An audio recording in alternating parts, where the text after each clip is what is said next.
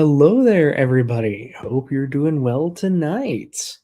We are here, of course, on Saturday evening for another Creation Science Theater, where we talk about, well, creationists and their interesting ideas about how geology works and paleontology and a bunch of other sciences. Also, let me just see here. I think I have a streak on my camera lens. Gonna have to clean that off later. My apologies. Uh, Good thing I'm not gonna be the main focus of most of the stream. I apologize for that. Anyway, hope y'all are doing well tonight. Hope you've been having a good. Hope you've had a good week since our last episode.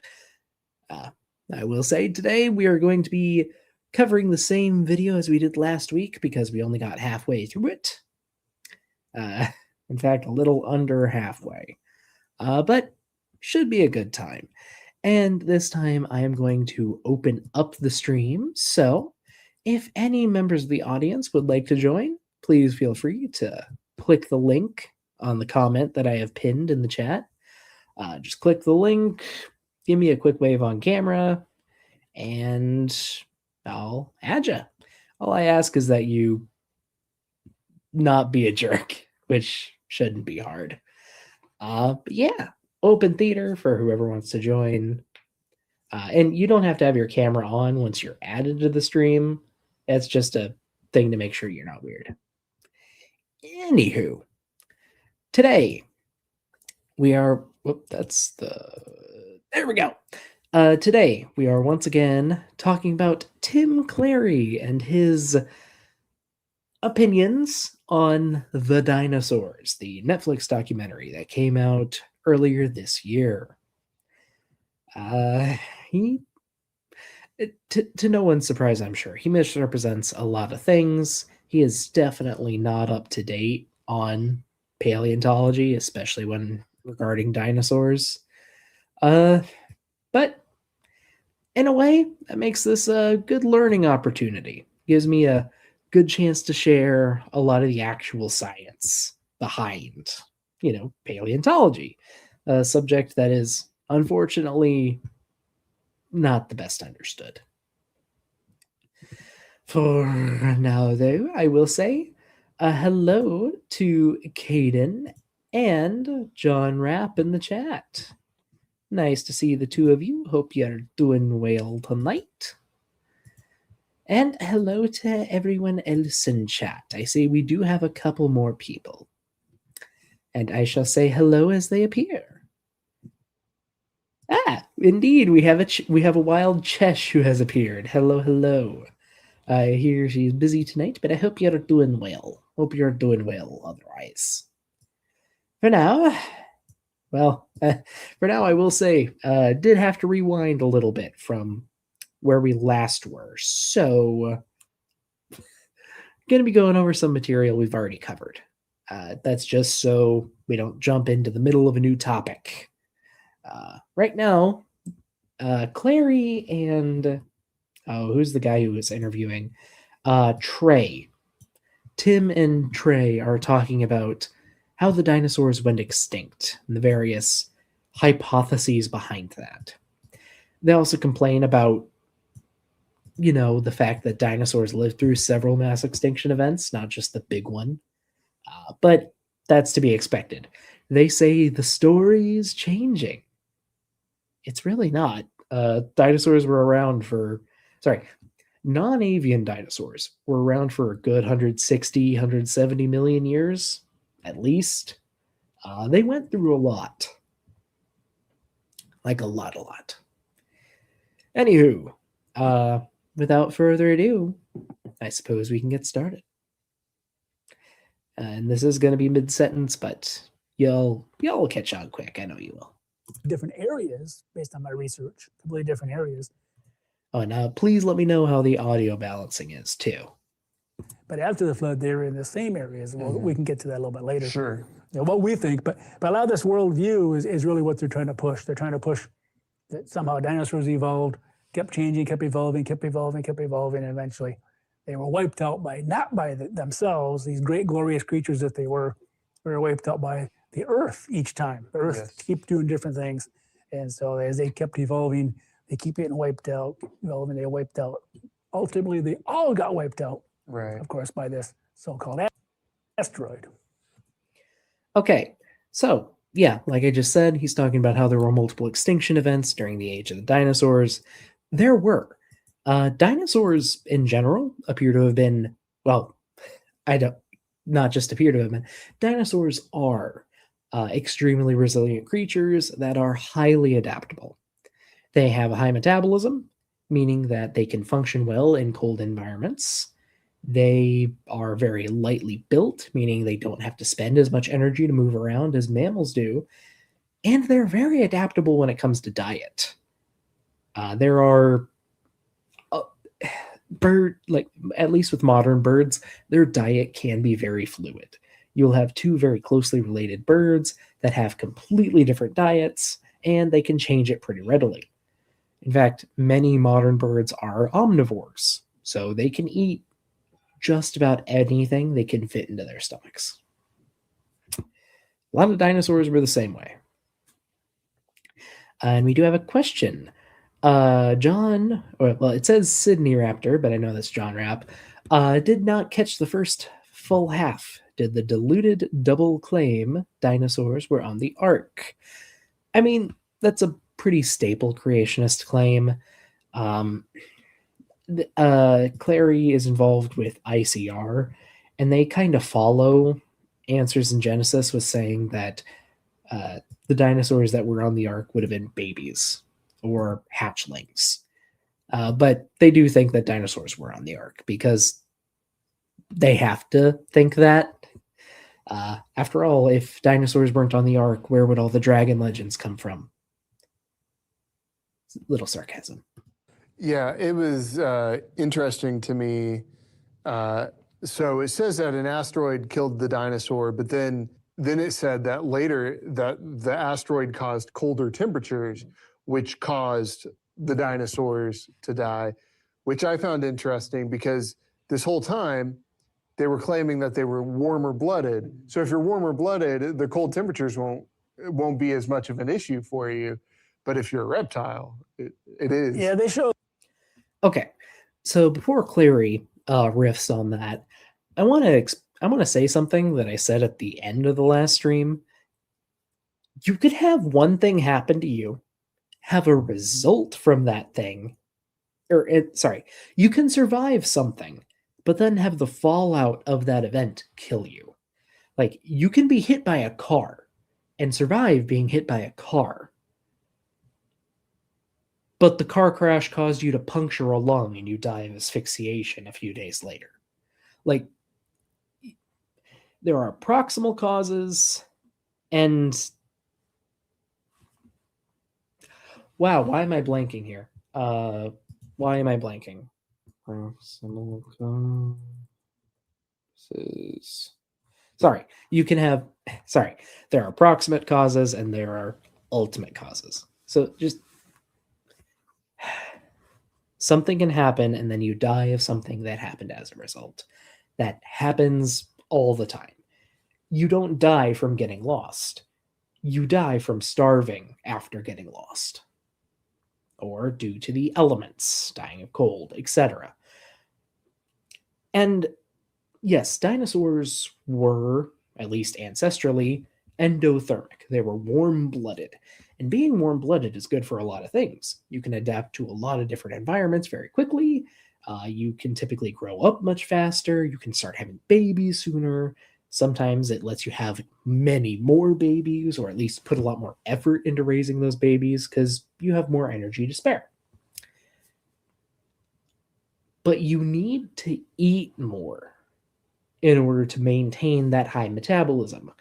And unlike, say, a cold-blooded lizard that can go very cold and then spend very few calories while it waits to get more food, if you're warm-blooded, you're running hot all the time, and your caloric needs don't scale. very well with how much food you have available. It does fluctuate a little, but not enough to save you if conditions become dire enough. And surprisingly enough, a decade plus long nuclear winter is a pretty dire circumstance. Humans would be struggling to survive after that long. Most of us would die from an event like that. And we're humans. They would not last long.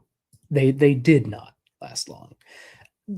Granted, birds do still have that high metabolism, but birds also fly. And while it can be energetically expensive to fly, it also lets you cover a lot of distance very quickly. And that helps when you're searching for scarce food resources. And Caden says, you'd think that since we have actual studies on the metabolism of various non-avian dinosaurs, that creationists would concede and accept that dinosaurs weren't cold-blooded. You'd think that. But part of being a creationist is just rejecting science you don't like.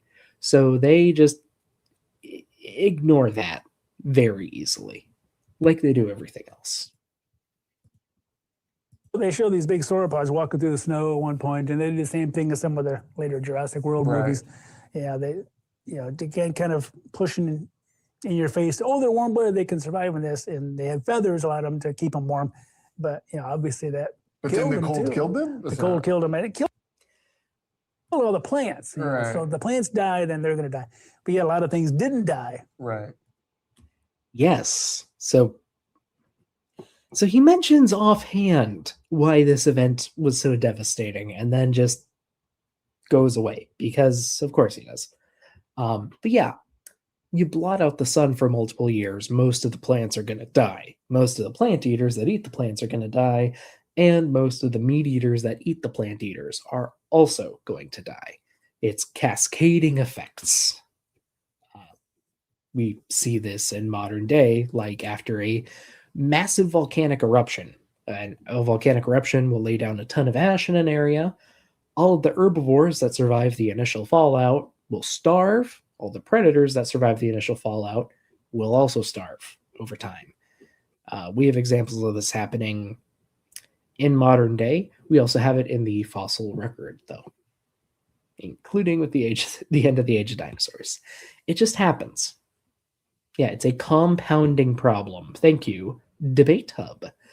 Which, by the way, folks, I might be joining Debate Hub sometime soon. Still have to work things out with them. At the moment, I'm kind of torn on if I want to talk about like the origins of dinosaurs, or I could talk about the final extinction. It's a cataclysm. It's a very dramatic story. Or a bunch of other things. Dinosaurs are very interesting, and you can talk about a lot of things with them. And I see the goblin is wiggling in excitement. That's lovely. Anyway, yeah. Dinosaurs could be well adapted for the cold in some circumstances. Not a multi-year long winter, though. Which Clary seems to be incredulous about, but no. Unless you're like a polar bear, you're not going to do well when things suddenly turn into it. When your living quarters suddenly turn into a deep freezer, it does not end well. The one thing they don't mention is the frog fossils go right across the boundary. So all these little tiny little frogs, they find. Sorry, just going to go back a second. Right. So if the plants die, then they're going to die. But yeah, a lot of things didn't die. Right. The one thing they don't mention is the frog fossils go right across the boundary.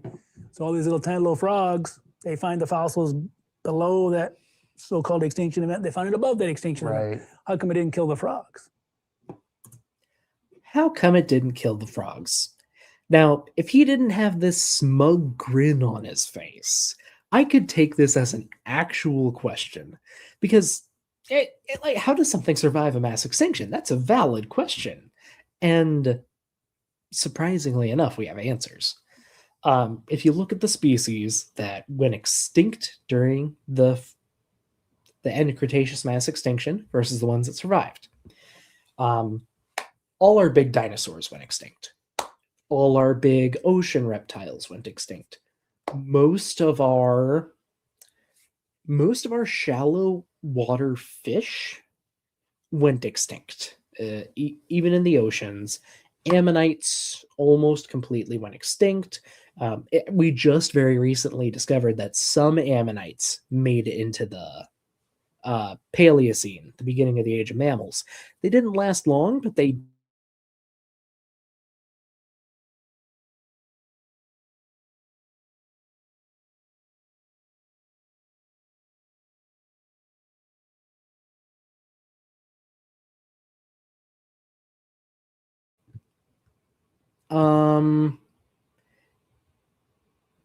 can y'all hear me?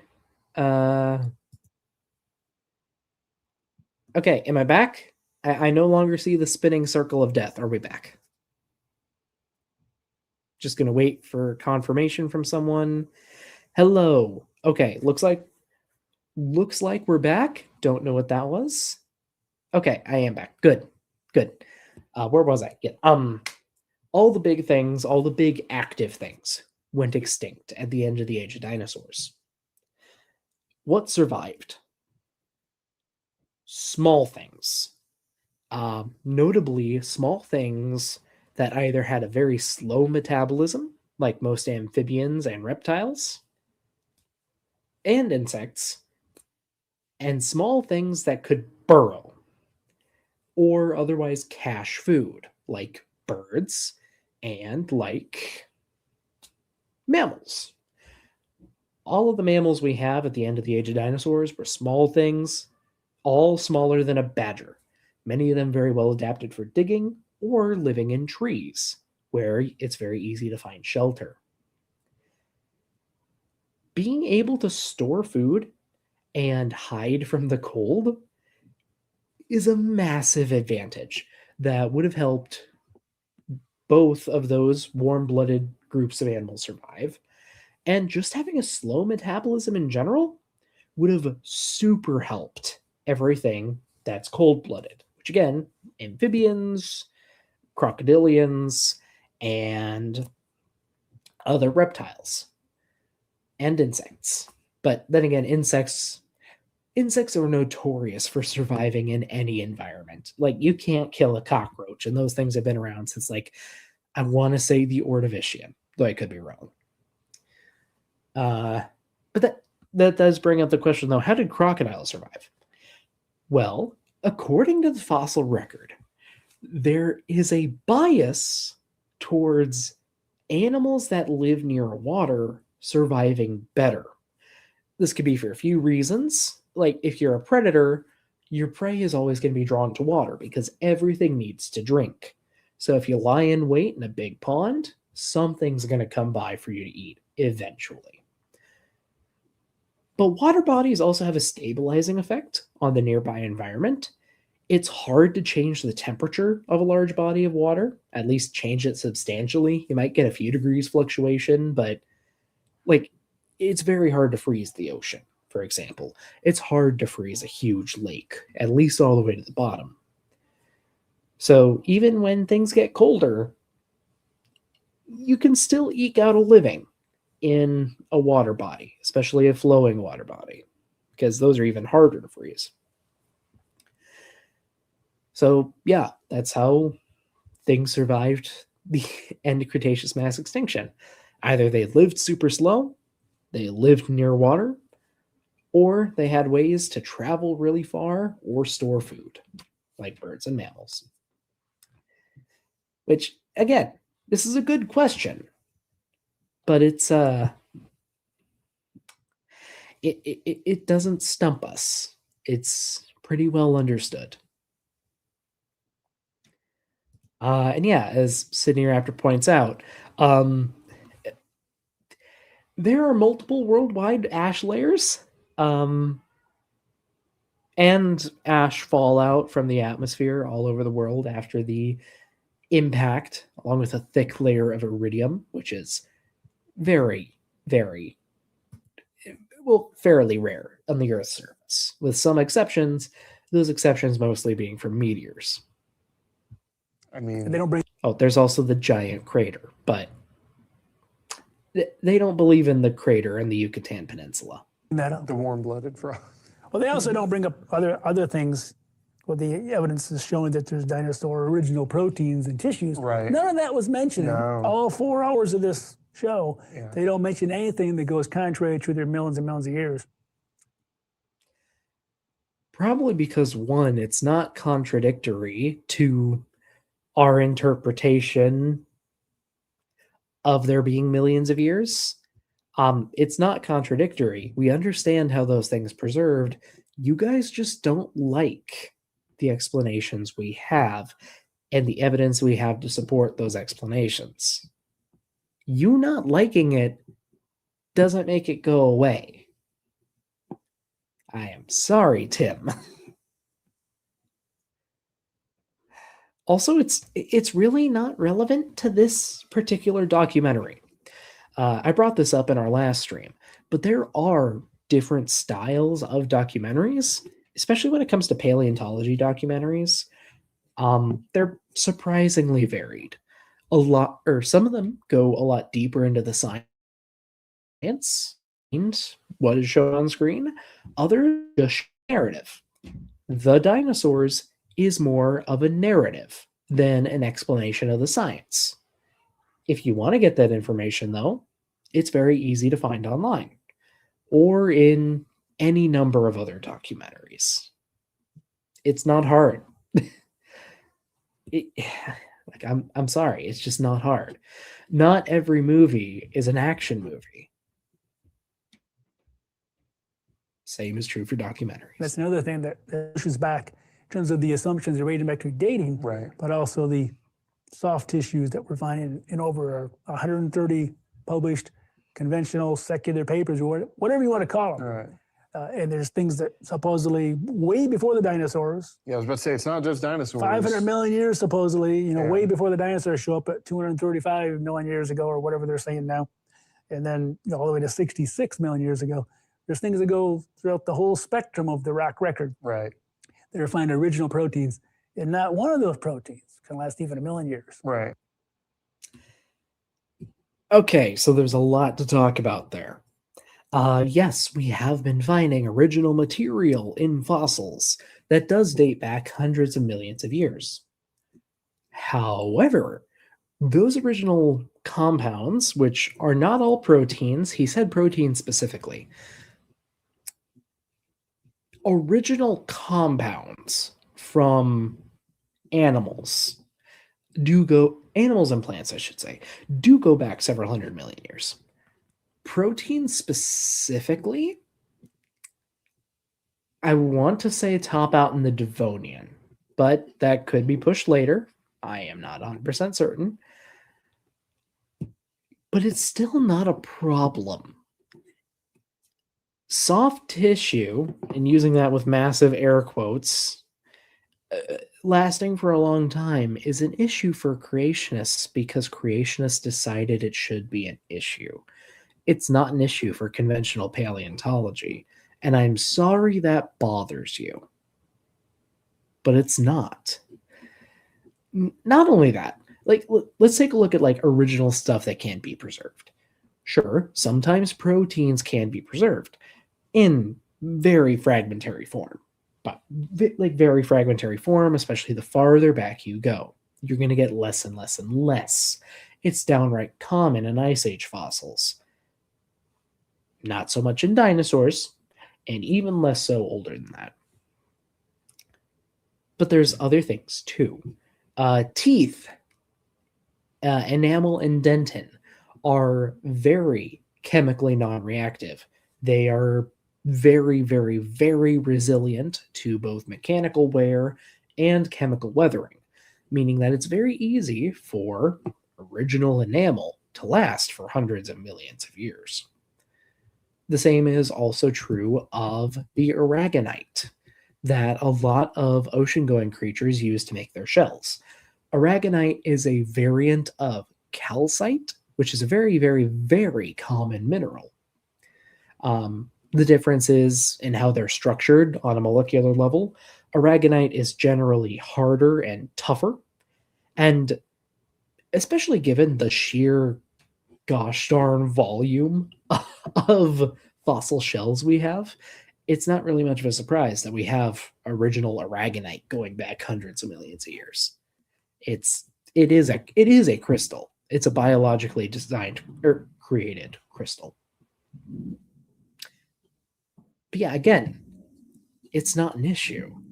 If we were finding like intact organs or like mucous membranes in a Triassic dinosaur, that would be pretty exceptional. But most of the stuff that survives is very resilient in one way or another. And that includes some proteins. Collagen's very, very tough. So is keratin. I'm sorry that bothers you. Under the ideal conditions. But they're not going to mention that. Right. At the very end there, he said that proteins can't last more than 1 million years. I need to find the gosh darn paper. But that comes from a paper by a creationist. Long story short, they subjected a bunch of cow and pig bones to various conditions, including very high temperatures, very humid environments, and if I recall correctly, just the outdoors. And based on how quickly they saw the collagen proteins break down, extrapolated that to say that without preservation mechanisms, there's no way it could last more than 1 million years. Problem 1, most of the conditions were not representative of what most fossils undergo, at least most of the good fossils we have preserved that we do get these things from. And 2, remember that I said without preservation mechanisms. We have those. We have iron cross-linking, and iron cross-linking is the most famous way that proteins can be made to last longer, but it's not the only one. A lot of other chemicals can do it. A lot of other methods can cause them to just stick together, even in fragmentary form. It's not hard to understand. And Tim, I'm sorry you don't like the explanation, but that doesn't change the explanation being there. It goes against the story. Right. So they're weaving this tale, and they keep bombarding the youth of the world, the youth of America, with this in the movies. They keep bombarding in these documentaries. It's a documentary, so it can't be wrong. Right. The attitude, it's like this must be true. It's based on real science, but so little of this is based on real science. And here he's just pointing to the nebulous they, because he's talking like a conspiracy theorist. And I'm sorry that's what it's come to, Tim, but you sound like a conspiracy theorist saying that they are pushing the idea of millions of years. I'm sorry that it bothers you. I am going to go back a couple seconds, though, but I'm sorry. In these documentaries, it's a documentary, so it can't be wrong. Right. The attitude, it's like this must be true. It's based on real science, but so little of this is based on real science. It's just outstanding. It's just a story. I've said it before and I'll say it again. A lot of things are oversimplified for a general audience. It's not perfect. I have plenty of criticisms for the dinosaurs. In fact, I am actively working on scripting my review of episode 2 right now, and I am finding a lot of things to nitpick. But the dinosaurs is not designed to be a comprehensive explanation of the science behind its portrayals.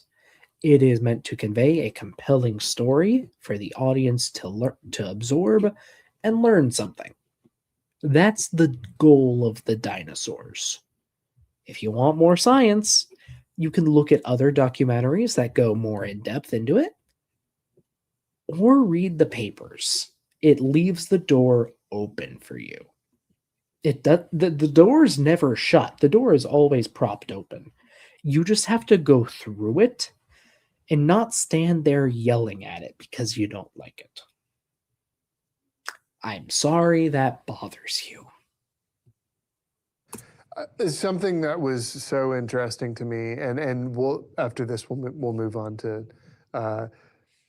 dinosaurs and the flood. Well, there's so much. I mean, there's so much. We could talk for forever. But there was just one line that was just cracking me up, and it was Enchiornis is the bird, and it says like Morgan Freeman says, he looks a bit like a chicken. He's the size of a chicken, but he's a dinosaur with feathers and newly evolved wings. And I'm like, where did this come from? Like, and it was like this bright blue, like very beautiful, like very visually appealing, right? Like that's the whole thought process is make it look good, right? Okay, I'll comment on that in a minute. But I do want to say, noise ending here. Did get it. Yeah, you got it. The Dinosaurs is about making you feel sad when the Rhynchosaur can't reach the food at the top of the tree. It's there to make you feel something, learn a few things, and make you want to learn more about dinosaurs. That's what it's there to do. It's not there to talk to you about the science behind the Carnian pluvial event or the end Triassic mass extinction, like the exact science behind how we know that that thing happened. It's not there to do that. And I'm sorry that bothers Tim. Yes, the Dinosaurs is about making you feel accomplished when a sauropod shows up. Like in episode 2 is on my brain right now because I'm working on it. But when the Mamenchisaurus says, stand up, and it sounds like a creaking construction crane, it's so cool. It's so cool. That's what the documentary is about. It's about making you love dinosaurs. But now he's talking about Enchiornis, and they're going to poke at a few things here. One, they don't like that it's referred to as a dinosaur. Now, really quick, I'm just going to show the skeleton of Enchiornis.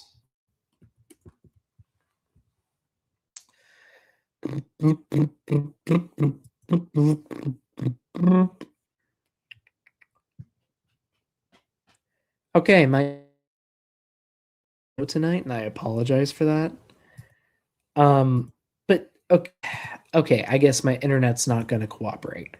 So Enchiornis is definitively a dinosaur. It has all of the skeletal traits that denote dinosaurs. You can find all of the same traits that make Enchiornis a dinosaur in T-Rex and in Triceratops and in Apatosaurus. Single trait. Up, and I might... Okay. I was trying to find a skeleton, but I did get a picture. Wow. I'm sorry. There. Okay. So this is from Wikipedia. This is the skeleton of Enchiornis, and it is beautiful.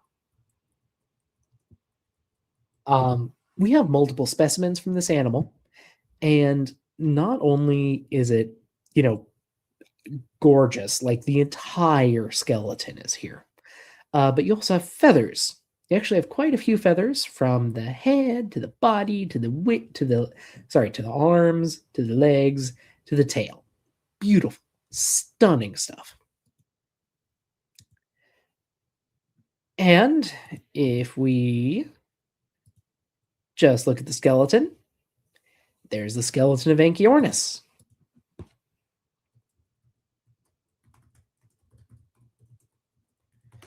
And if I take a drawing of another dinosaur skeleton, and flip between them, y'all may notice they're very similar. You can probably guess what this one is, but it is Velociraptor. And now I'm going to show something a little different.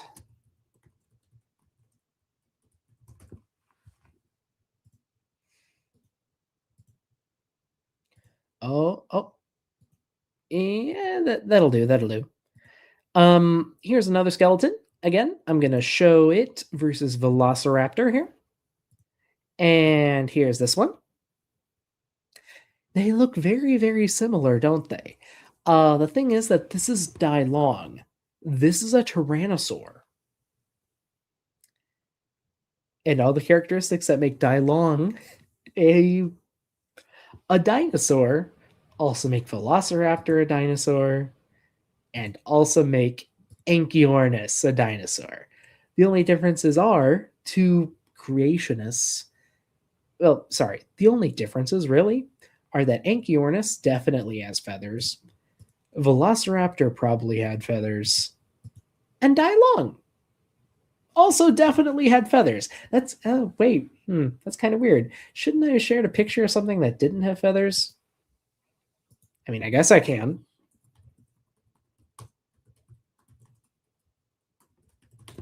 Well, or that might not have had feathers. Sure, here you go. Here's Coelophysis. I'll go back to Velociraptor and it looks even closer to it. But well, we can't even rule out that that Coelophysis had feathers either. So it's just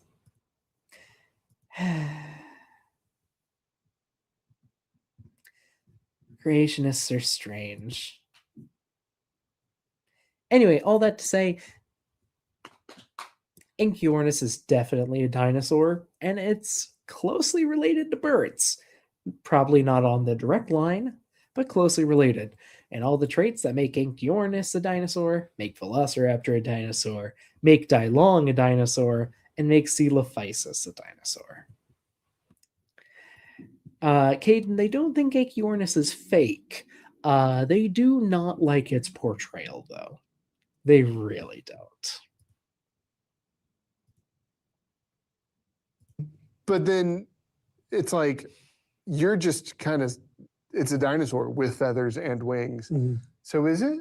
I don't know. You're the expert here. Tell me more. I think it's Yes, Anchiornis is a dinosaur with feathers and wings. I'm sorry, Trey. I had to look at his name again. I'm sorry that doesn't match up with what you were taught in your creationist school, where you were taught paleontology from the 70s. I'm sorry that doesn't line up for you. But welcome to the modern understanding of Dinosauria. And by modern, I mean what we've understood since the 80s. a bird. Yeah. If it walks like a bird, flies like a bird, it's a bird. Yeah. The thing is, dinosaurs and birds walk differently. Right. And so you can look at the hips, you can look at the hip structure, you can look whether they have holes in their hip sockets or not. Dinosaurs had open holes in almost every species.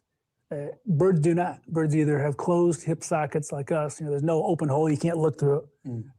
We have sockets, and birds have sockets too. Birds don't move their thigh bones, their femur.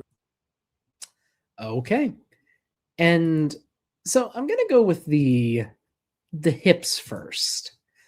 Because here, let me see if I can actually get the full image here. Here we go. So this is Anchiornis again. This is a skeleton. If we zoom into the picture, we can see the three bones that make up the pelvis here. This is the ilium, this is the ischium, and this is the pubis. Please contain your laughter. Anyway, those are the three bones right there. As you can see, the pubis sticks out in front and down. Ischium is to the back, and ilium is above.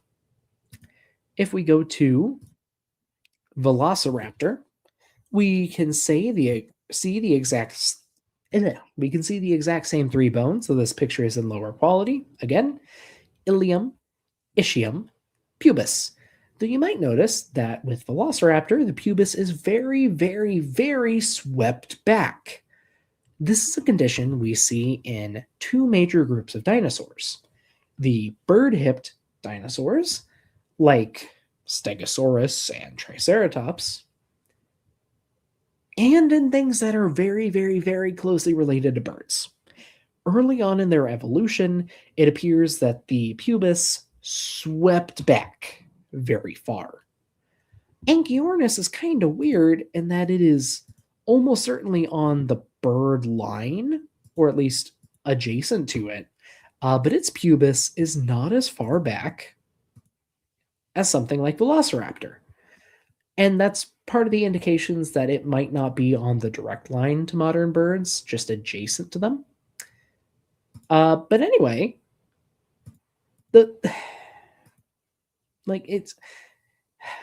anyway, with this hip structure, I'm going to pull up this image of Coelophysis again. You can see the exact same bones. Again, apologies for this image being lower quality, but we have the ilium, ischium, and pubis. The pubis is parallel with the femur here, so it's a little harder to see, but it's sticking out straight in front. This is the ancestral condition for at least theropod dinosaurs, probably a lot of dinosaurs. And here's Dilong again. Same three bones, same three bones, same configuration. Ilium, ischium, pubis. Although Dilong does also have this like rearwards pointing hook, I believe that's a feature of tyrannosaurs, or at least Silurisaurs, like Velociraptor 2. Yeah. He will also talk about how modern birds walk differently than dinosaurs. They do that for a lot of reasons, but they use similar muscles. If I pull up a picture of a sauropod femur, it'll give a pretty good illustration. Ooh, perfect. Let me get that image in high quality. God, Google, why you gotta be mean? Come on. There's a picture with like the perfect angle. That'll work. That will work. Haha. Okay. So this is a sauropod femur. This is the head of the femur where it meets the hip. This is the end of the femur where it meets the knee. And right here in the middle is this huge ridge of bone. It's really pronounced in sauropods. This is called the fourth trochanter. It's a major muscle attachment point that all dinosaurs have. Because the way their legs work, if you grew up in the 2000s or ever heard the song Walk Like a Dinosaur, you can't. You actually can't do that because your muscles are set up differently. See, the dinosaurs pull their femur back using a muscle called the caudofemoralis longus. Long name, I know. It basically attaches from the back of the femur to the tail, like to the base of the tail. And as they pull the femur back, the tail swings with it. And that allows for the other leg, like it stretches the muscle for the other leg at the same time, allowing them to pull harder and faster. And it's a very efficient system that actually saves on a lot of energy. It's a very efficient way of walking that mammals just don't have access to. They basically use the tail like a spring to help set up their next step. It's really cool. But, like I said, the fourth trochanter is very obvious in big sauropod dinosaurs. If you compare that to a small one, like Dilong, it's not very visible. There's like a little lump right around this area where the fourth trochanter is, but it's not very visible. And that's because when you're smaller, you don't need as big a muscle attachment points. And same story here for Velociraptor, you don't see that bump very well. Granted, this is a drawing. Let me...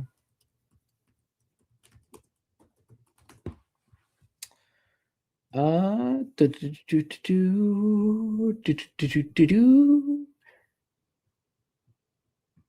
me just... where am I? Where am I looking at? Okay, trying to get a picture of Velociraptor's femur, and I'm not having a lot of luck. But point being, when you're smaller, your muscles are smaller, and your muscle attachment points are smaller. That does also mean your muscles can move around a bit more easily. And what we see in the transition from early theropods, like Coelophysis here, to more advanced Coelurosaurs, like Dailong, to relatives of birds, like Velociraptor, is that the tail shrinks. It gets a lot lighter towards the end, and the muscular base of the tail very much shrinks. The change is actually, well, it's not as apparent here because Dailong doesn't have all the tail vertebrae, but the muscular base of the tail shrinks up as you get towards Velociraptor and into things that are closer to birds. Until you get to things like Anchiornis, and it's basically nothing. But the transition doesn't stop there. The more birdy you get, the more and more and more and more it shrinks, until eventually the muscle doesn't even attach to the tail anymore. It just attaches to the hip. Granted, birds also have a really weird hip shape because they're hyper adapted for flight. But the muscle still transitions, and we see a smooth transition is the thing. Again, pay attention to the tail here.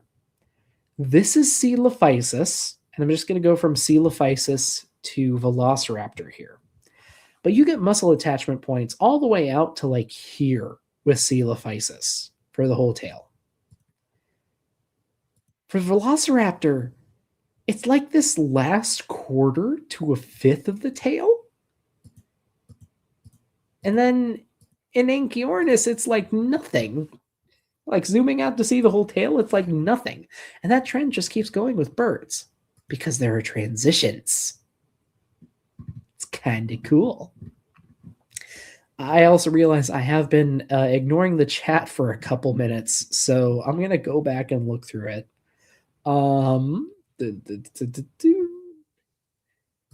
Yes, Caden basically just summed up everything I said. Birds walk the way they do because they have highly reduced tails, which forces them to walk in a more upright position. That's a factor too, Caden. Thank you. Plus, the bird-hipped condition, did evolve separately from the bird-hipped dinosaurs. Noise Ending says, there was a line in Jurassic Park about the Velociraptor pubic bone, and I didn't get it until just now. Glad I could illuminate that for you. It's a really subtle bit of anatomy. And I will say Crichton doesn't get everything right. The writers of Jurassic Park didn't get everything right. But they got a lot of things right. And that was one of them. I think he, turned backward just like a bird. Yes, he does. And Caden mentions we have evidence of Archaeopteryx having sickle claws. We do. That was just discovered recently. Oh yeah, and terror birds also re-evolved sickled claws because they absolutely needed them, as well as having an axe for a face. Birds are nightmare creatures. Anyway, where were we, Tim? Talking about Anchiornis?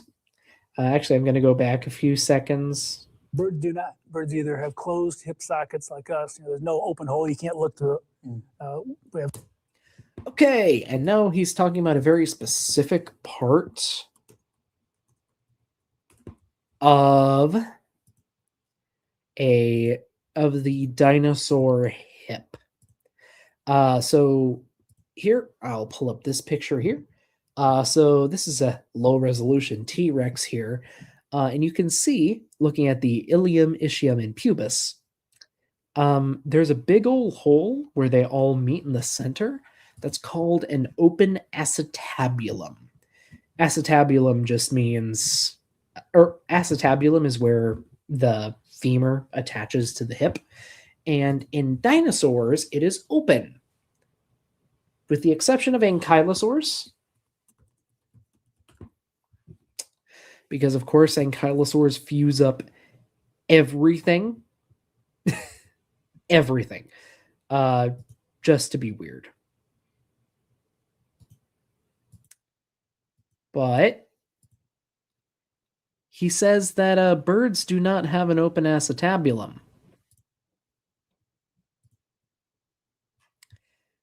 Here are three different ducks, and I think they all have the open acetabulum. Now, granted, in modern birds, there can be a cartilage shelf or a cartilage wall separating the hip sockets. Non-avian dinosaurs probably had that too. The femurs probably weren't just grinding against each other, but like Google exists. It's not hard to check this, but creationists get it wrong all the time. It's like how they say, creationists will say that apes don't have whites to their eyes, but you can just Google it and they do. And it's kind of funny because you know what? You want to check this yourself. Next time you have a chicken, just look. You'll find an open acetabulum. Also, I'm just saving all of those dinosaur pictures in another tab because I know I'm going to have to pull them up later. Sockets, and birds have sockets too. Birds don't move their thigh bones, their femurs. So they're actually balancing further ahead in their body. Their thighs are generally always going forward, and they're only moving from their knees and ankles down.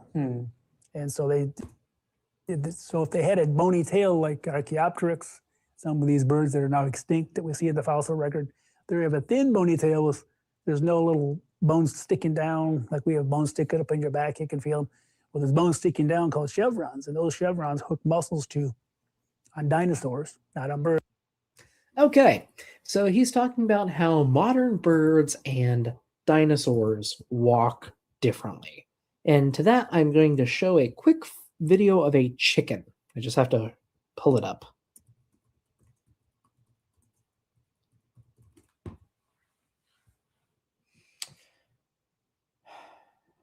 Okay.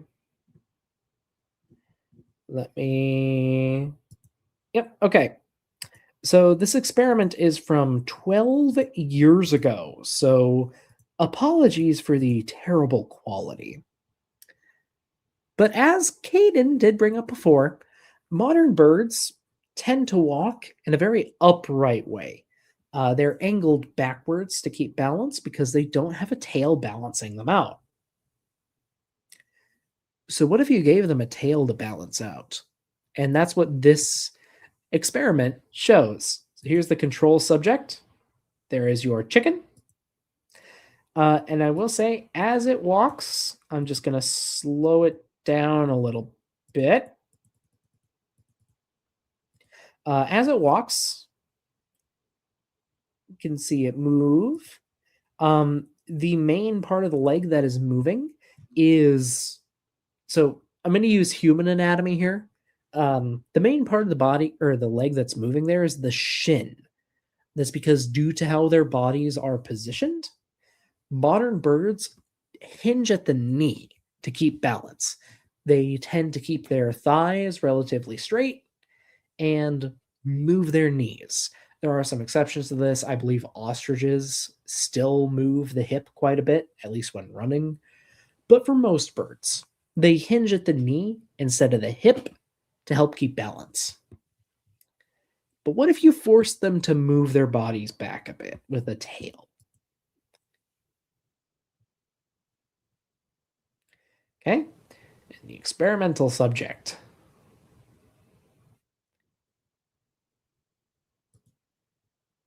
It's hard to see because the video quality is not great. So I'm going to slow down the footage a little more. But watch the leg here. You can literally see the knee move forward as it walks. The knee's right about here. Watch the knee. The knee comes forward. The shin extends. The foot goes out.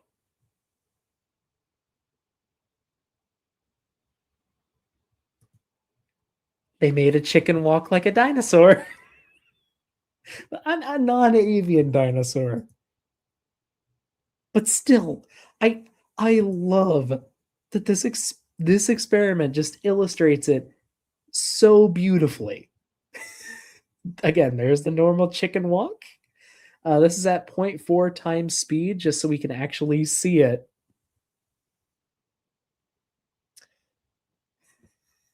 And then it just walks like a dinosaur in a documentary. It's so cool. It's so cool.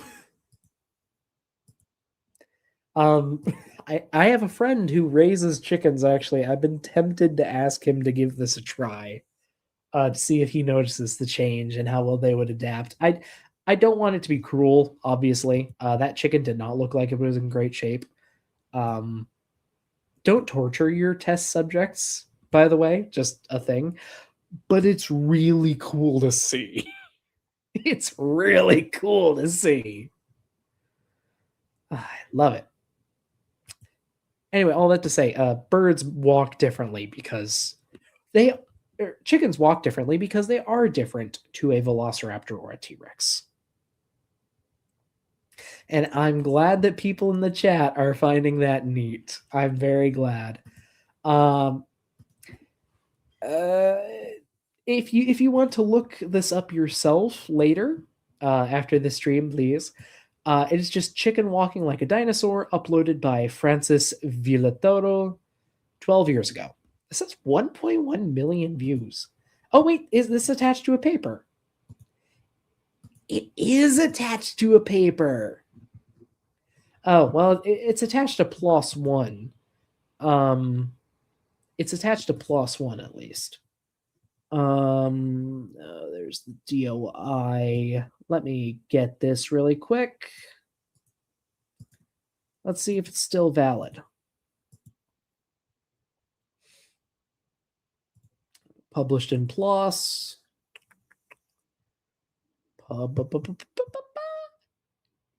Yep. Here we go. What do you know? There's the title, Walking Like Dinosaurs. Chickens with artificial tails provide clues about non-avian theropod locomotion. How beautiful.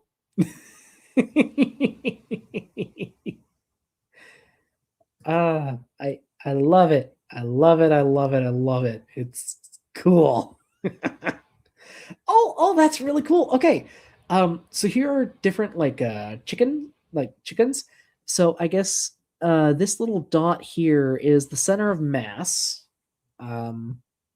It's labeled COM, and you can actually see the structure of the chicken, of the chicken's leg here. It's harder to identify the three bones that make up the typical dinosaur hip, but they are here. The ilium is up top. The ischium is the ischium is kind of flagging up back here, and then the pubis sticks down very, very far back there. It's weird. But you can see in this diagram here, well, I guess there's this better picture here that would show it better. But anyway, that's not important. The center of mass moves from just in front of the hip to just under the hip with this experiment. And that little shift in weight forces a change in posture, making the chicken stand more like a theropod dinosaur in order to compensate for the weight. Like you can see here, it brings the femur down, at least the end of the femur. When it's standing, the femur has to be farther forward. And that completely changes how it walks. You can, yeah, they even charted the femur angle as it walks. So, oh, that's so cool. So here, I guess this is like a neutral pose, and the femur is angled down really far. And during normal motion, it barely moves. Like it stays between like a 15-degree range, but just that little shift makes it move like 40 degrees during the motion. So it walks with its femur. Oh, that's so cool. That's so cool. I didn't realize there was a paper attached to this. I should have realized it. You know what? If anyone wants to take a look at this paper in another tab while they're watching this, or look it up later, there it is. There's the DOI. Just click that and you can look at the paper. That is so cool. Love it. Anyway, sorry about all the nerding out. That was just really neat. I gotta read through the metrics on that later. That's so cool. I love science. I love paleontology. Tim, what were you talking about? Little bones sticking down, like we have bones sticking up in your back, you can feel them. Well, there's bones sticking down called chevrons, and those chevrons hook muscles on dinosaurs, not on birds, and they hook back. Oh, okay. I got to go back a little far. He's talking about the, remember the muscle I told you guys about that pulls the femur back in a dinosaur?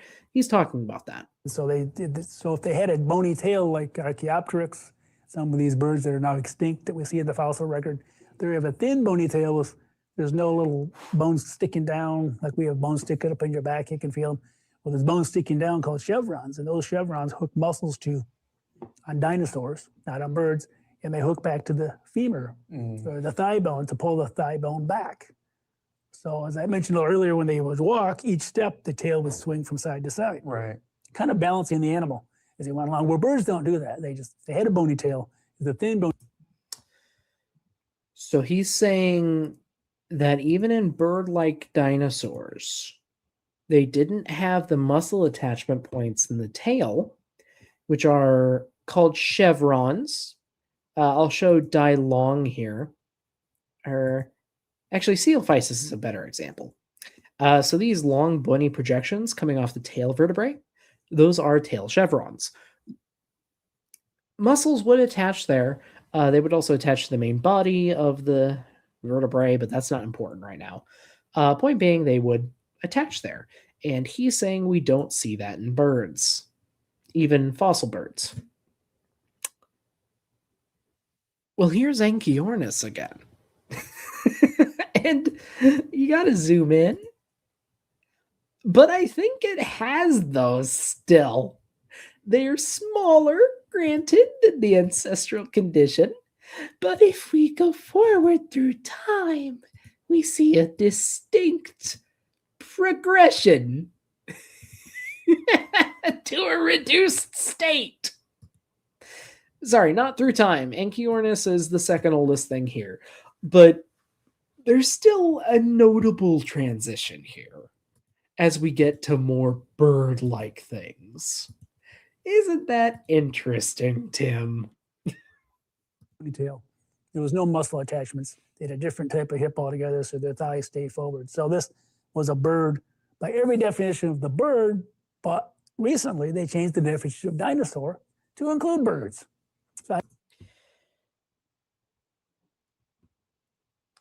So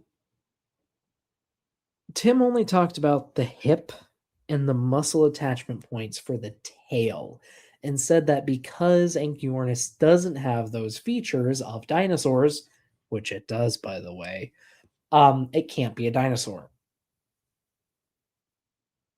No part of that was right, Tim. You're just lying to your audience. I'm sorry, Tim.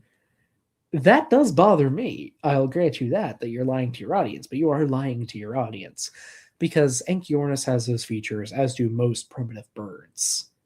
Things you would consider a bird, and even some modern birds. How do you win? You know, You can't. It's like when I played my older brothers in Monopoly games and games when I was growing up. I was the youngest, so they would change the rules in the middle of the game, and that's exactly what they're doing here. Just to make you They're lose. changing the rules in the middle of the game and saying, "Oh, everything's a dinosaur." Birds are. And now Tim is complaining that as we find new things in the fossil record, we have to expand our understanding of extinct groups. Tim should know better than this, but apparently he does not. I've said it before that paleontology is an ever-evolving field, and it really is. It is constantly evolving, constantly changing. And a big part of that is because we're constantly finding new fossils and finding new ways to analyze old fossils. That's just how the science works. Things are gonna shift around. We're not changing the rules midway through a game. We're learning more about the natural world and accommodating what we've learned. That's how science works, Tim. You know this, or at least you should. Dinosaurs, you know, so when you see birds flying along, you know, it's a Right. dinosaur. You know, I've heard famous people say that when you're eating your Thanksgiving dinner, as long as it's not tofu, if you're eating a turkey, you're eating a dinosaur. It's like, do you look at how they walk? Right. It's and here's a little shameless plug. I have a book coming out, hopefully sometime later in 2026, that will actually be called "If It Walks Like a Bird," because that's how you tell. And I might do a review of that book. I might just do a review of that book.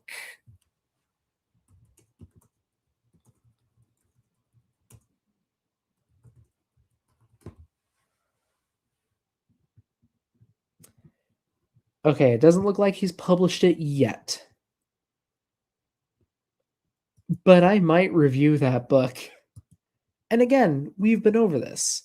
Modern birds do walk differently than theropod dinosaurs. Until you make them walk like a theropod dinosaur. And unfortunately, people are saying these are feathered dinosaurs. But they're feathered birds. Everything I've seen that actually has real feathers in the fossil record has the hip structure like a bird and doesn't have a tail that muscles can attach to and pull the femur back and forth, the thigh bone as it walked. Birds do not walk that way. They walk completely differently. So these...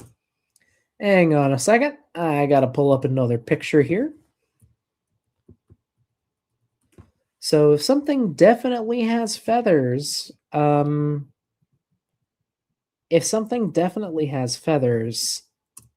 it's a bird.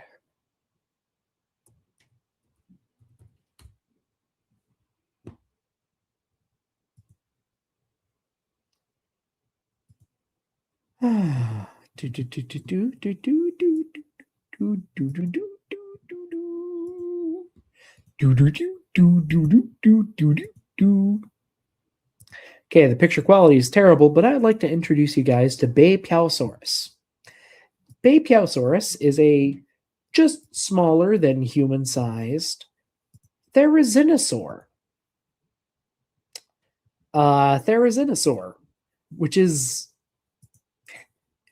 not a bird, to say the least. Therizinosaurs are a group of meat-eating dinosaurs that became plant eaters. Developed these gigantic claws in tiny toothless beaks. They grew really, really weird. They're confirmed to have feathers. You can see several of them outlined here. They are feathers preserved in the exact same way that feathers from birds are in that formation that they're from. Might be the Yishan, but I could be wrong. They will bring up Eutyrannus later. Eutyrannus also confirmed, absolutely confirmed to have feathers. In fact, it is the biggest feathered creature we know of, and it's a tyrannosaur. But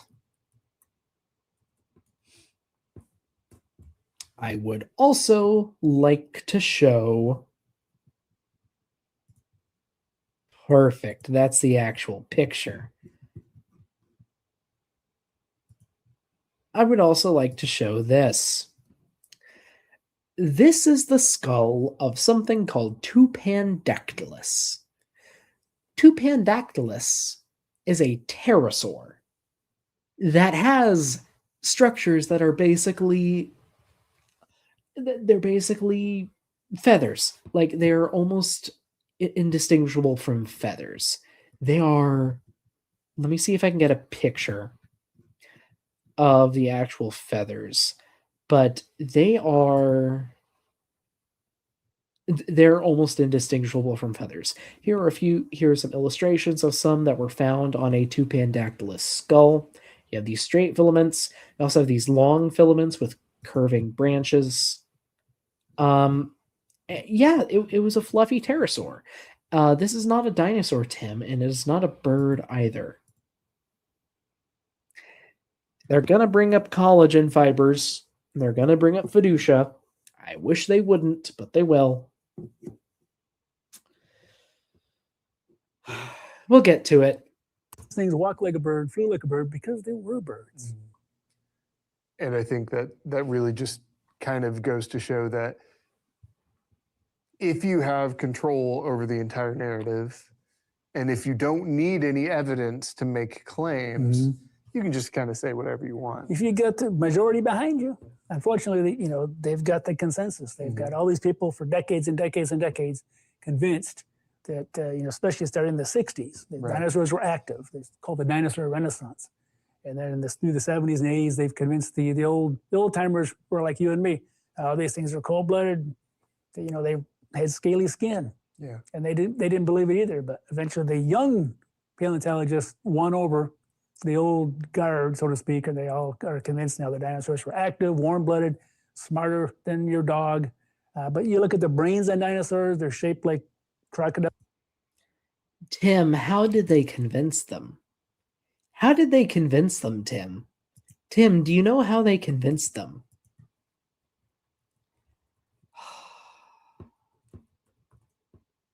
How did they convince them, Tim? Was it just by bugging the old guard until they gave in and saw dinosaurs as being warm-blooded? Or was it due to the evidence? All of the evidence that you're ignoring. I think I know the answer to that, Tim. Also, just a brief moment.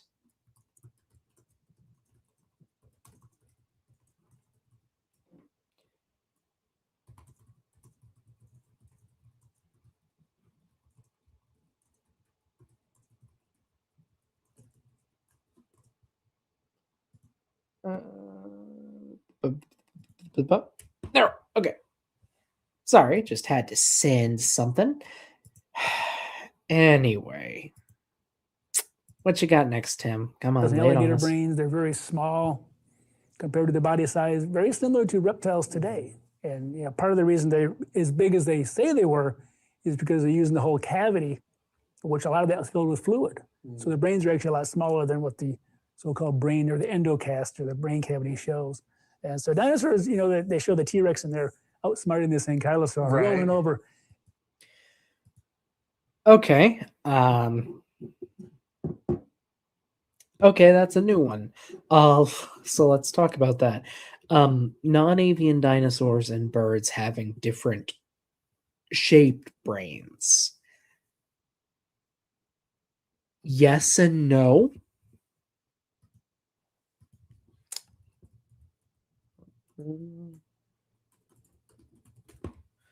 I remember reading through a paper about this. Okay.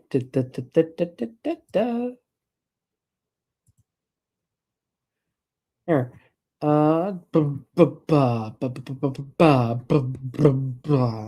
Okay. So here are some pictures of some brains. Here is a bullfinch, so a modern bird brain. This is the brain of Ichthyornis, a bird from the end of the age of dinosaurs, and here's the brain of Archaeopteryx, which is, well, I don't think Archaeopteryx really needs an introduction.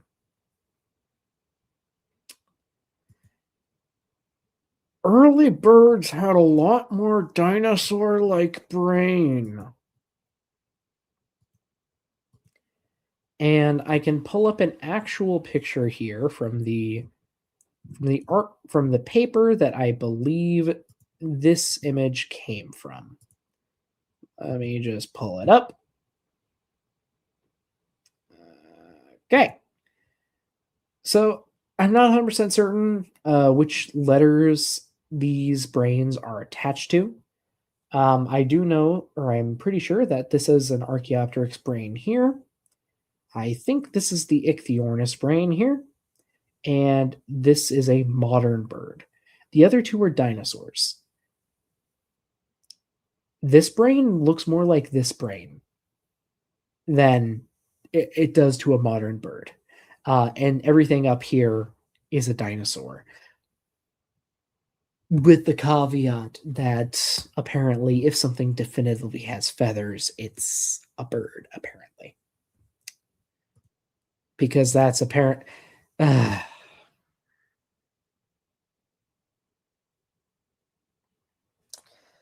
See, this is part of a big part of my problems with creationists. Their problems are numerous. They're never consistent.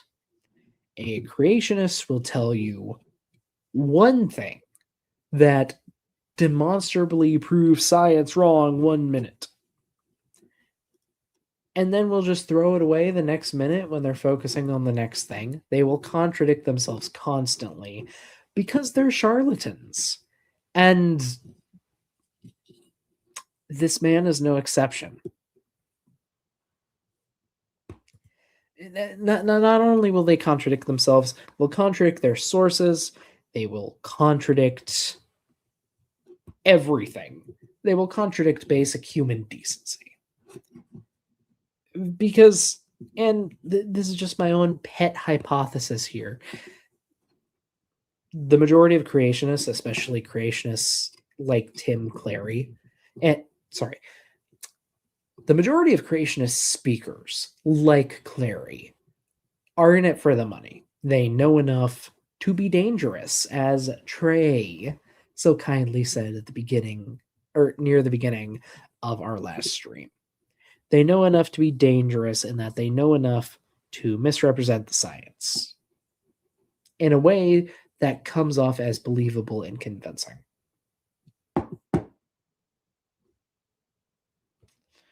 If you actually look at the actual data, it tells a completely different picture from what they say. They couldn't think like that. Birds can think a little better. Yeah. Birds have a different type of brain altogether. Oh, and here he's having a problem with the T-Rex ambushing an Ankylosaurus in a storm. I don't know. I think the scene definitely took some creative liberties, but I could see something like that happening in real life. Animals will set ambushes all the time, and I think we need to be careful about underestimating the intelligence of dinosaurs. When it seems by the day, non-human animals are just becoming smarter and smarter. We just think they're dumb because we can't communicate with them directly. But a lot of animals are pretty smart. Different shapes of the brain, they can process, they can pick out food, be very specific because they can see it and smell it. And also, if you're going to be a dinosaur with feathers, you got to have a beak to preen those feathers. Mm-hmm. There's no beaks on these dinosaurs to preen feathers if you're just throwing feathers on a dinosaur. Now, if it's a bird, of course, they're going to have the beak. Right. And so that's another way to tell a real bird from a real dinosaur, or from a dinosaur, is do they have the jaw of a dinosaur or the beak? That's, again, people kind of ignore that. They ignore. Okay, so this is also something new from this interview that I forgot about. So dinosaurs could not have feathers because they did not have a beak to preen like modern birds. That assumes that non-avian dinosaurs preened like modern birds. That is a big assumption. But also that assumes that they required the same amount of maintenance as a creature that uses its feathers to fly. If you mostly have your feathers along for insulation, you don't need to take care of them as much as if you are flying and your life literally depends upon having perfect feathers in perfect order. Perfect, relatively. Birds fly with broken feathers all the time, but if their wings are truly messed up, they can't. Point being, you're assuming that they, one, had to preen in the same way as modern birds, and two, you're assuming that because they couldn't preen exactly like modern birds, they couldn't preen at all. One, many of the dinosaurs that had feathers had beaks, but two, the ones that didn't almost always came with a built-in comb. Like a mouth full of teeth. Anchiornis did not have a beak. Anchiornis had teeth. Anchiornis still had feathers, and Anchiornis apparently could take care of those feathers. It was probably capable of limited flight. Velociraptor had veined flight feathers. That's veined with an A, not an E. It, like, the feathers had a central vein going along the main body of the feather.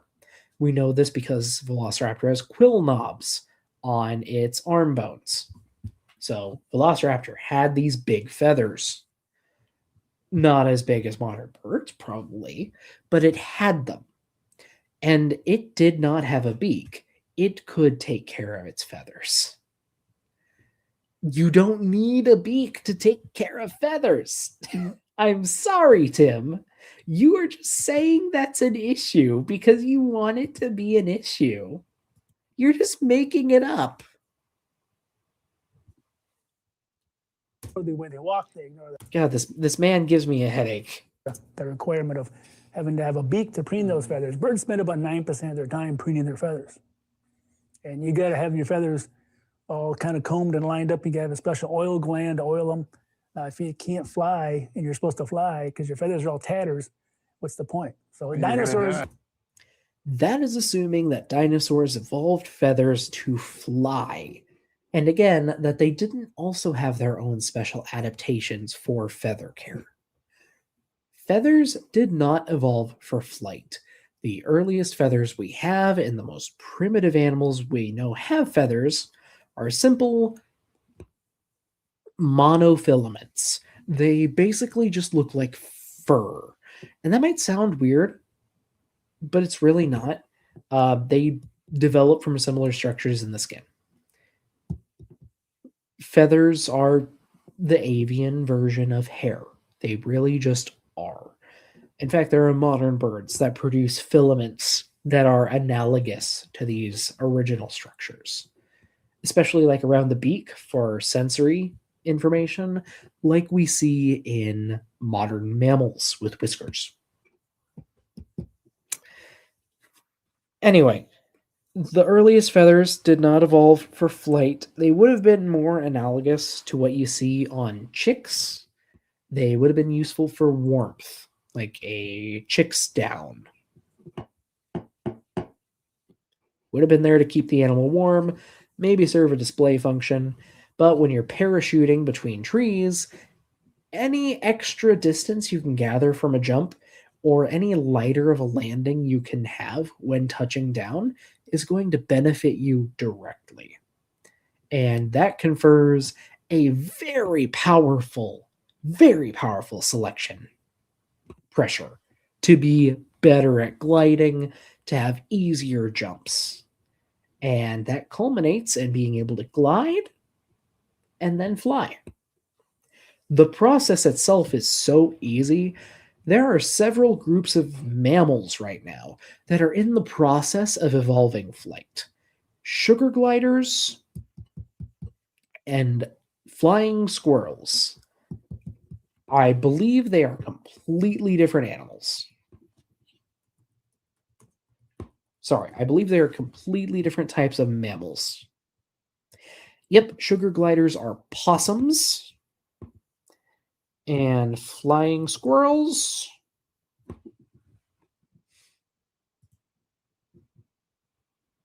And flying squirrels are rodents.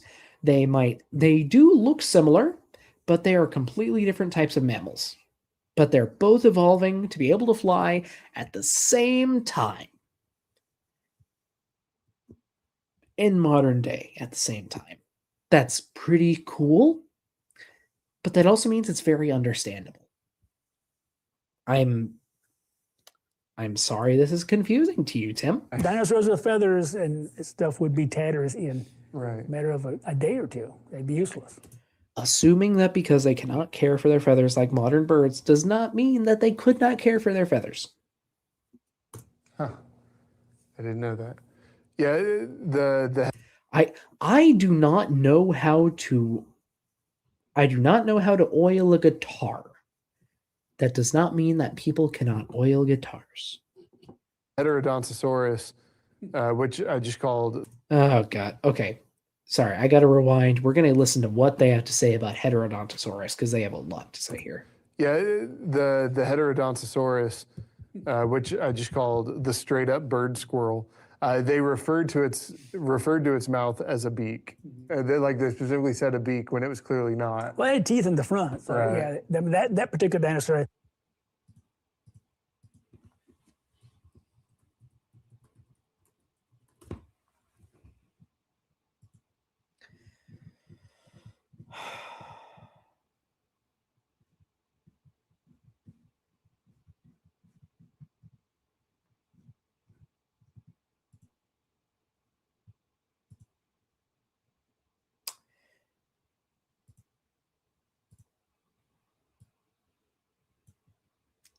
The skull of Heterodontosaurus, everybody, clearly does not have a beak.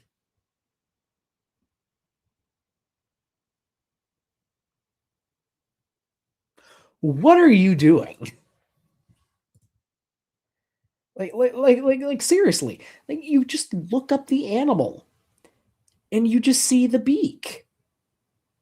That's all there is to it. That's all there is to it. It has a beak. I'm sorry. You want to see it from another angle? Here's an angle of the beak from the inside of the mouth. Here's the upper jaw. Here's the lower jaw. Yes, the upper jaw has teeth in it, but that doesn't make it not a beak. I'm sorry you don't know what basic anatomy is, but this thing has a beak. And it was probably pretty fluffy because it has close relatives that are very fluffy. I believe it is Tian Yulong. Yes, it is. Yes, it is. This is Tian Yulong, which is a very close, which is a close relative of Heterodontosaurus. The red markings here, I believe, are saying, where is it? There. Here's the paper. Wait, what is it? Okay. Okay. The site's lagging for me. Point is, this is a complete overview of header. And my browser is not happy with this page. Okay, just a second. Gonna close tab, please, before it crashes my browser. If I go quiet, blame Paul Sereno.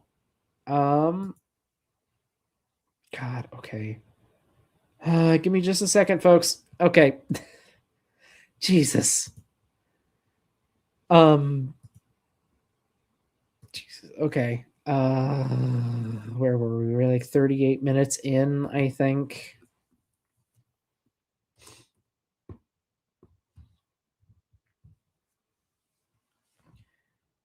Oh God. Okay. Where's it? Okay. Got it. Got it. Got it. I got the exact timestamp. Good job, me. Sorry about that. I did not expect it to crash there. Anyway, Heterodontosaurus was fluffy. It was almost certainly fluffy. It almost certainly had feathers, and we can say that because close relatives have feathers preserved. The most well-known example of these is Tianyulong, which I am. Come on, Google. Why? Okay, here we go. Here are feathers from Tianyulong. Like, these cannot be collagen fibers. These are feathers found on a close relative of Heterodontosaurus. And in fact, the depiction of Heterodontosaurus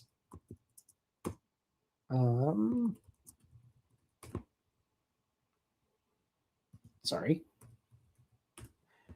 The depiction of Heterodontosaurus in the episode, the placement of its feathers is directly inspired by the feather placement on Tianyulong, where, if I could get a picture, that would be great, where it has large feathers, large fluffy feathers on its tail, and it also has a patch of thick feathers right above the hips. I am sorry that you are unfamiliar with Heterodontosaurs, or dinosaurs in general, it seems, Tim. I'm sorry, but the information is there. And if you did a cursory Google search of the thing on Wikipedia, you would have found this out. So, yeah, that particular dinosaur, I studied that one for you. I just wanted to say, so I used to teach about that one in my class, Heterodontosaurus. Yeah, it just means different toothed dinosaur. Right. Because it had teeth in the front, teeth in the back, and it had these canines, almost like a dog or a cat, coming down. So it's kind of an odd looking animal. But they fabricated this so it had big cheeks. Mm-hmm. Like, they don't know that. Right. There's no impressions of cheeks that I've ever seen on these dinosaurs. Thank you, Tim. You are once again showing that you are ignorant of the actual animal, willingly or otherwise. Heterodontosaurus itself, actually, we have several beautiful specimens, including some very, very, very, very good skulls. Here's a picture of one of the very good skulls of Heterodontosaurus and a sketch of the skull over on the right. Now, as you can see on the actual fossil, I'll zoom in here, there's a very prominent ridge of bone right above the teeth. You can't really see it well from this angle, but the teeth are also inset by a decent margin. There's actually a big shelf of bone right here, and there's a corresponding shelf of bone on the lower jaw, and the edges of the outer shelves are very steep. In fact, there's actually a projection, although that might be a deformation of the skull. This is an undeformed illustration of it, or at least a hypothetical undeformed illustration. But there's an actual shelf of bone here.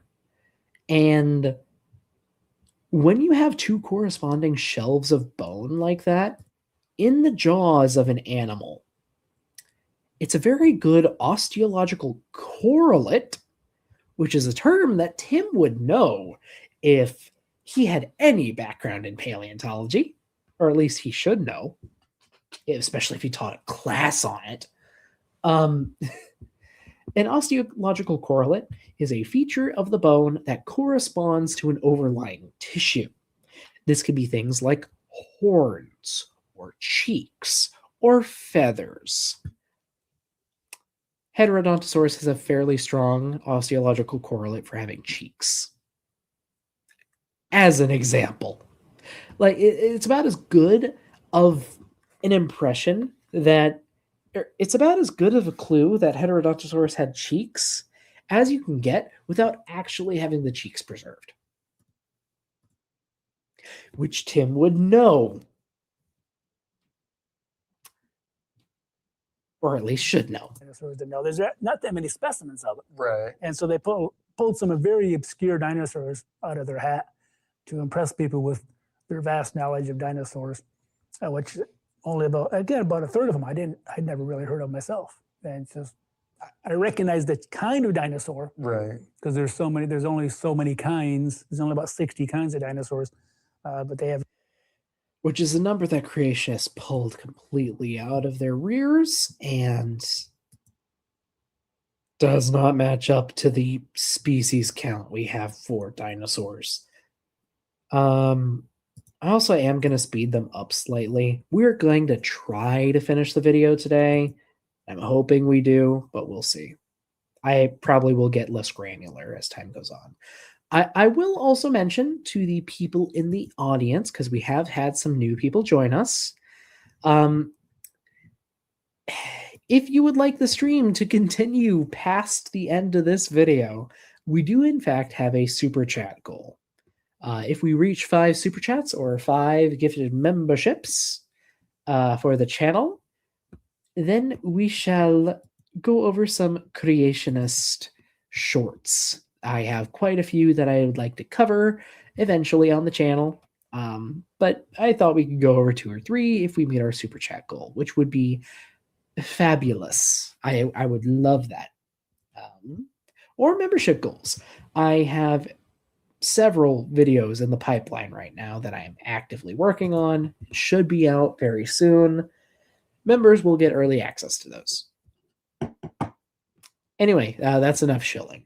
Let's continue. A lot of different species names to them. So Right. they pulled a few obscure ones out. But for the most part, if you look at the hips of a dinosaur and a bird, you can tell the difference. And they don't do that. They cover it all up with feathers and have a walk around. They say it's a They're all dinosaur. the same. Bird according to Clary. Bird according to Answers in Genesis. Dinosaur. Dinosaur. Not dinosaur? Not dinosaur. Apparently. Because they changed the definition of a dinosaur. Yeah. So they're all the same. All right. Well, then, if the story being told is kind of shaped by that worldview that the scientist is going to have in the back of their mind anyway, then it makes sense to compare it with something else, a different starting point. So instead of beginning with the millions and billions of years ago, let's see what the Bible has to say about dinosaurs. If this whole story is being shaped by this narrative framework that... Okay, and here's the thing creationists love to do all the frickin' time. They will say that we only think dinosaurs were so old because of our worldview, and that we think dinosaurs have to be old, or else our entire cosmology will just come crumbling down on top of us. No, we follow where the evidence leads, and it does not lead to a young Earth. And no amount of wishful thinking on their part is going to change that. None. And I'm sorry that it bothers you that the entirety of the relevant scientific community is against you, aside from a few shills and crackpots, like some of the people that work here. Anyway, there's going to be some Bible stuff here because they are creationists. Kind of wish I had Kip on to talk about this, but we're just going to power through. Maybe we'll actually get this done soon. anyone is going to have in the back of their mind, whether you're an evolutionist or not, then it makes sense to compare it to the alternative. So instead of beginning with deep time and the millions and billions of years, let's see what the Bible has to say about all of this. And so my question for you is, from a biblical perspective, where do dinosaurs fit into the biblical story? And Oh, and I've said it before. When you do science of any kind, you do your best to leave your biases at the door. Now, no one is going to be able to do that completely. Humans are not perfect. Like, we're not going to be able to do that. That is the ideal. I have worked with geologists and paleontologists of all faiths, of all backgrounds. I've worked with Christians, atheists, Hindus, and many, many, many more. We all follow the evidence, and we don't let our differing religious views get in the way of our research. Or at least we try not to. And if those actually do become a problem, you talk to somebody about it and you don't work on the same things. If it is completely irreconcilable, but you try not to let it get to that point. But that's like anything in a workplace, because humans are humans. But point being, like, evolutionist, as they call it, is not a religious identity. I'm sorry. We just follow the science, and it disagrees with your literal interpretation, semi-literal interpretation of the Bible. Probably shouldn't even say semi-literally. They take quite a few liberties, but anyway. And I think that this is important because I think that dinosaurs are so intrinsically linked to the idea of long ages.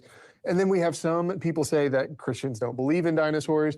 I've had some Christians tell me dinosaur bones were put into the earth to confuse Christians by Satan. And it's like, no. And I'm glad we can both agree that those types of Christians are wrong. I am actually glad we can agree on that.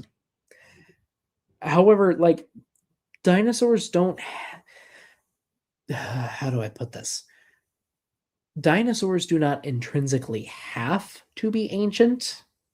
Like, non-avian dinosaurs, obviously, like, whenever I say dinosaur, just assume I'm meaning non-avian dinosaur, unless stated otherwise. They don't have to be ancient. When they were first found, we didn't think they were ancient. We thought they were recent. It is the rest of the evidence that came out as things unfolded that led us to understand that many of them were ancient. And I'm sorry you have not kept up with that science, or that you refuse to, present it in an honest manner. I am sorry that is an issue for you, Tim. Now let's set the story straight. Where do dinosaurs fit into the biblical timeline? Well, most of the fossils we find are from the flood, the global flood that occurred. The dinosaurs, if you go back to the book of Genesis, the very beginning of it talks about all these land animals were created on day 6. So they talk about the beasts of the earth. You got to remember, the word dinosaur didn't exist until 1841. Some books say 1842, depends on when you gave the talk or published it. It doesn't really matter. But 1841, 1842, King James was translated 1611. So most of the English translations don't use the word dinosaur at all. They just talk about dragons, and they'll refer to some animals in the book of Job of Leviathan, even in the Psalms, Leviathan and Behemoth, which I think were likely dinosaurs, but we can talk about those in a minute. Sure. But they go. If you would like to hear more about how Behemoth and Leviathan are definitely not dinosaurs, please check out the stream I did with Dr. Kip just last week. It was very fun, had a lot of fun. We did not finish the video we were working on, but we are going to try to do things again soon. It was a lot of fun. Highly, highly would recommend. We go back and forth on science and the Bible quite a few times. I learned a lot from him. He seemed to have learned a lot from me. He keeps bringing me up on other streams, which I am very happy to. It makes me smile. I'm glad I made a good impression. But yeah, he and I go into that a lot more. And if they're just going to keep talking about the Bible, which I'm not super interested in, I am much more interested in when they misrepresent science, I'm going to speed it up a bit more. Back to 6,000 years ago when the Earth was created. And they were created on day 6, just like humans were created on day 6. So you have your flying animals, the birds on day. Actually, something I could talk about really quick. our understanding of how ancient the Earth is a very interesting story. Obviously, if you go back to the 1800s, like early 1800s, we didn't know how old the Earth was. We did not know. Different people tried to provide estimates. Lord Kelvin gave an estimate that I believe was a few tens of thousands of years old, based on how fast he thought the Earth should have cooled after formation. Maybe a few million years old. I could be wrong about that. I think it was a few tens of thousands, though. Other people, like Charles Lyell, gave an estimate in the hundreds of millions range, which is a lot closer to the mark of anything else. He was basing his estimate off of sedimentation rates, so how quickly sediment accumulates to form rock. Didn't understand as much about compression back then, so his estimate was a little off, but he got surprisingly close to the mark for having none of our modern tools to work with. But it wasn't until the advent of radiometric dating that we started to really understand how old the Earth is. And as soon as we started to figure that out, we got our answer pretty quickly, or at least close to it. Like, it took us a while to find the oldest rocks on Earth, at least from what we know. Obviously, there could be older rocks on Earth, but it's not super well supported. Then it's not supported that there's much older than 4.6 billion years. Possible, but anyway, our evolving understanding of the past is actually a fascinating story that multi-hour long lecture series have been built off of. So I'm not going to go into all that here, but it is very cool. And if you're curious to learn about the history of geology and paleontology, I would highly recommend Tom Holtz's series. He published an entire lecture series on YouTube about the evolution of our understanding of dinosaurs and geology, and it's fascinating stuff. He's a wonderful storyteller. Highly recommended. Day 5, the swimming animals on day 5. Day 6, God makes the land animals. He made the beast of the earth. He didn't list cattle. He didn't list horses. Just because he didn't list dinosaurs, that he called them all the beast of the earth. And Right. and again, the word didn't even exist at the time the Bible was translated in English. So you can't expect the Bible to talk about the word dinosaur. It wasn't there. Right. And most commentators will say something else when they talk about what I think might be a dinosaur, like behemoth. They'll say, "Oh, it's a crocodile, or it's a hippo, or it's a this or that, or there's some other." Okay, now I could be misremembering what Kip taught me, so apologies, Kip, if I get anything wrong. But I believe the Bible specifically, like in the original language, in the original Hebrew, it specifically talks about how God made the beasts of the sea, but it's not beasts of the sea. It's the tanin, or I think it's something like fish and tanin.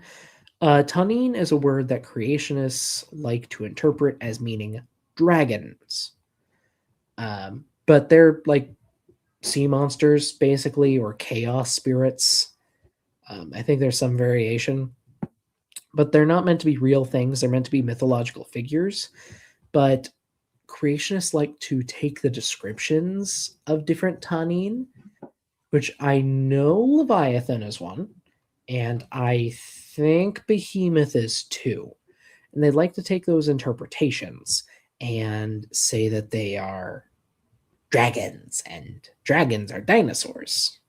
Because some people translate tanin as dragon. Again, sorry to Kip if I got that wrong.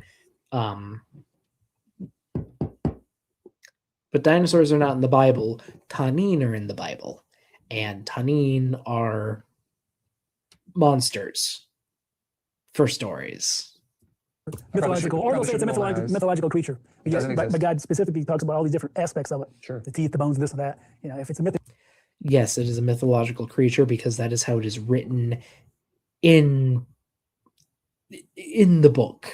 Like that is how it is written, not the book. That's how it's written in the original stories. They are chaos monsters, is the way that Kip has described them. And I'm going to trust Dr. Kip, an actual Bible scholar, in the original language more than Tim Clary and ICR. Vesta Freya brings up something interesting. Let's not forget that in the early 2020s, ICR changed their logo and spent about $250,000 on rebranding and merchandise that they had to junk because the DNA strand was twisted the wrong way. Is that right?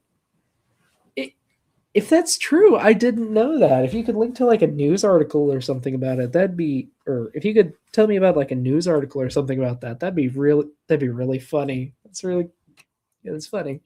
I'd never heard anything about that. Thank you for sharing. Cool creature. Why would he be so specific on all these things? Yeah, and at that point, it sounds like God's lying. But they fit into the flood, as I mentioned a little earlier. All they are is just the different levels of the flood. Their environment was being inundated. You know what? I have Dr. Kip on Discord. Let me ask him quick.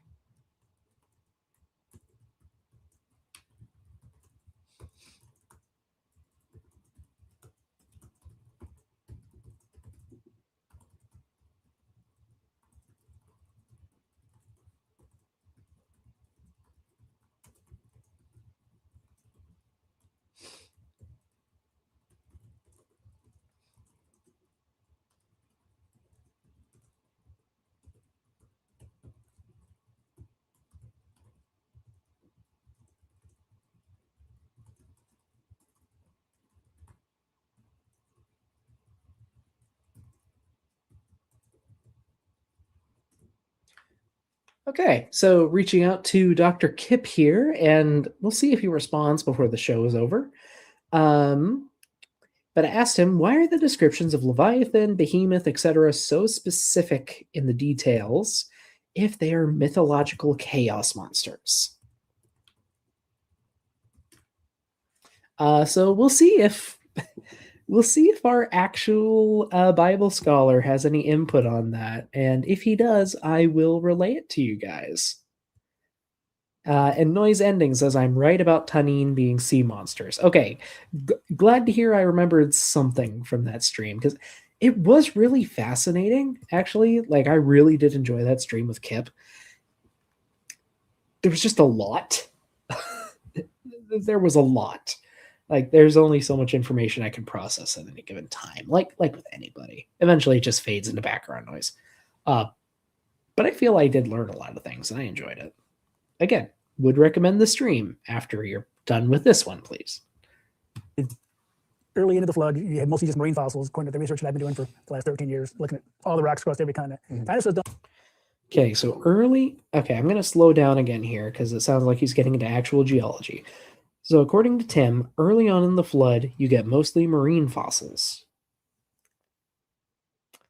My question is, why do we have plenty of marine sediments leading up to and including the present day? Like, why? Why do we have so much?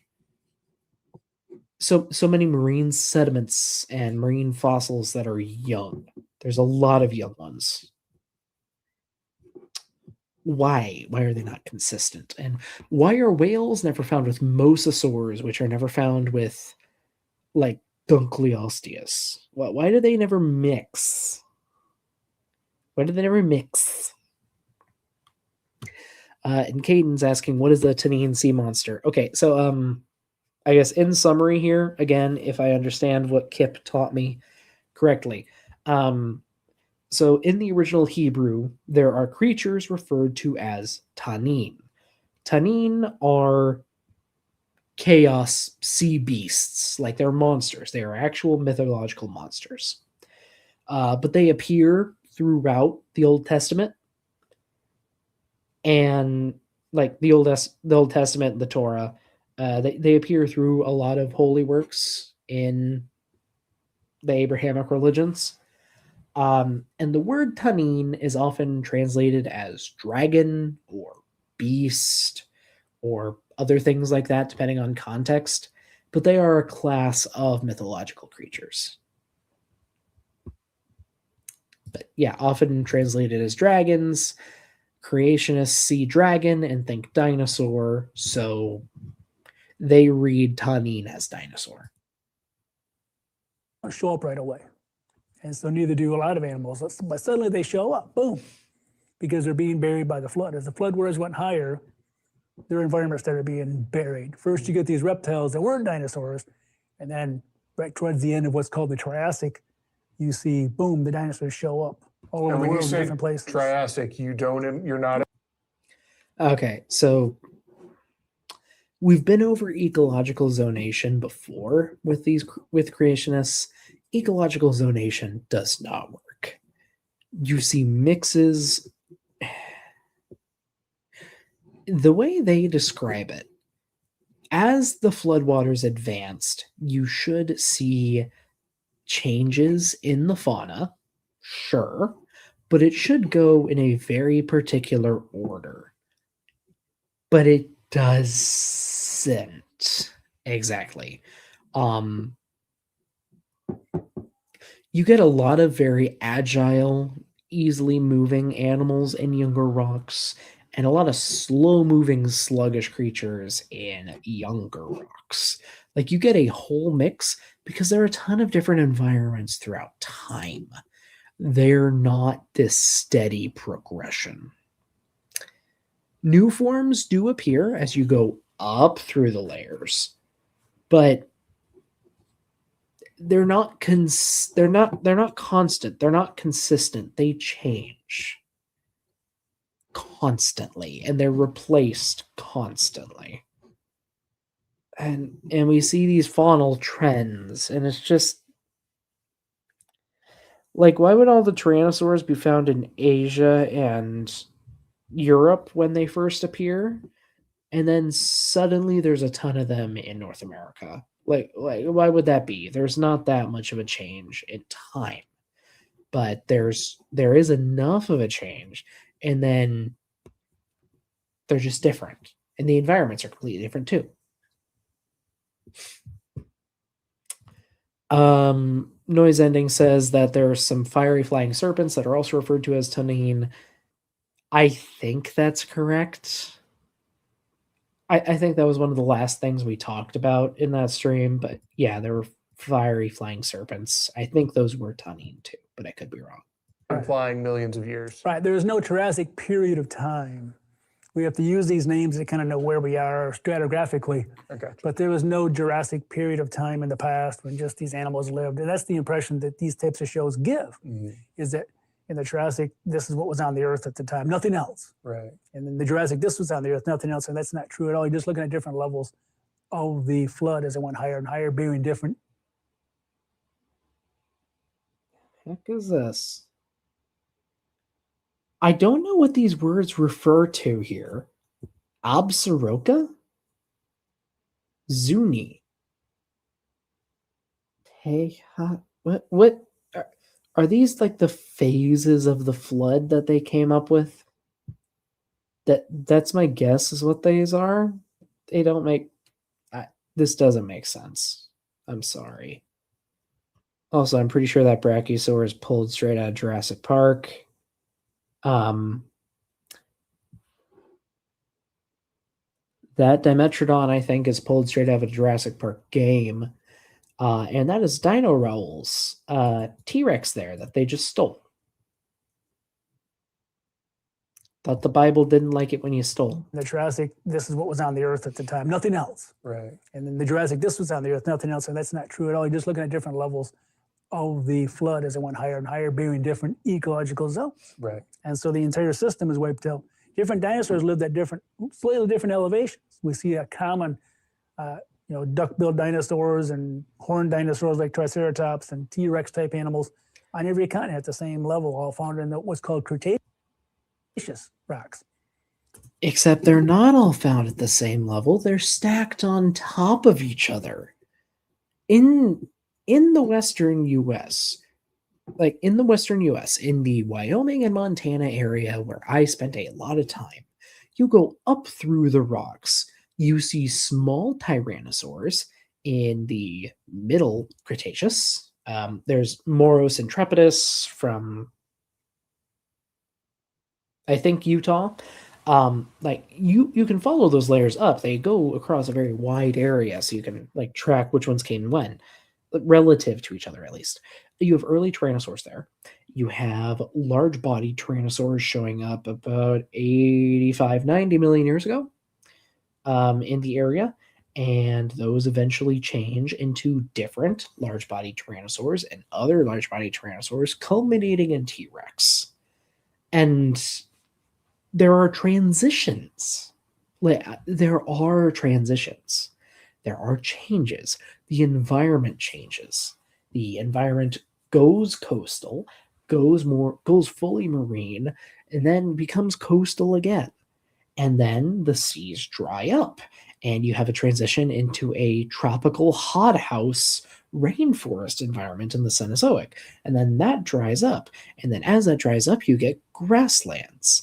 And as the grasslands change and shift with the advance of the Ice Age, then you have glacial sediments. And then the glaciers go, like, it's not a chunk of rock where you have Daspletosaurus and T-Rex and Moros all conglomerated together.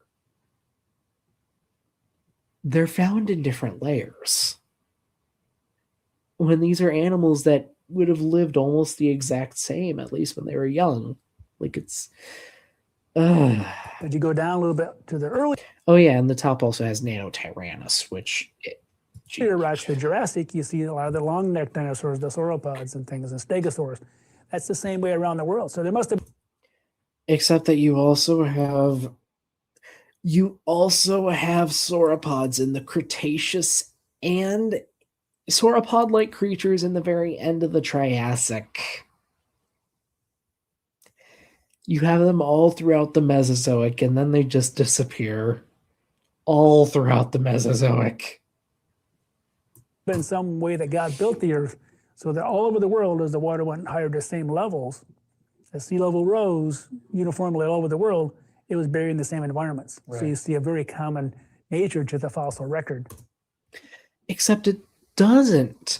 If what you're saying is right, we should see a steady progression from literally all marine to coastal, all marine to estuarine to coastal to floodplain to valley to hills to mountains. We don't see that. Alpine environments rarely preserve at all. Like, it's super rare that they do for any extended period of time, just because of how mountains work. But we don't see that kind of progression. Like, we go coastal, marine, coastal, highland, forest, floodplain. Like, marine, again. Like, we see transgressions and regressions constantly. It's not just an elevation thing. What are you talking about, Tim? Like, none of this is coherent. But it's a record of the flood. It's a record of the judgment of the flood. And for the record, he would know this because he's trained as a geologist. This is partly a paleontology thing, but this is specifically on the geology side. This is what he was trained in, because he was trained to hunt for oil and gas, which requires you to look in specific rock layers for specific things from specific periods of time. You know this, Tim. You're just lying about it. And I feel comfortable calling you a liar, Tim, because you know better. Maybe that's why this guy gets to me.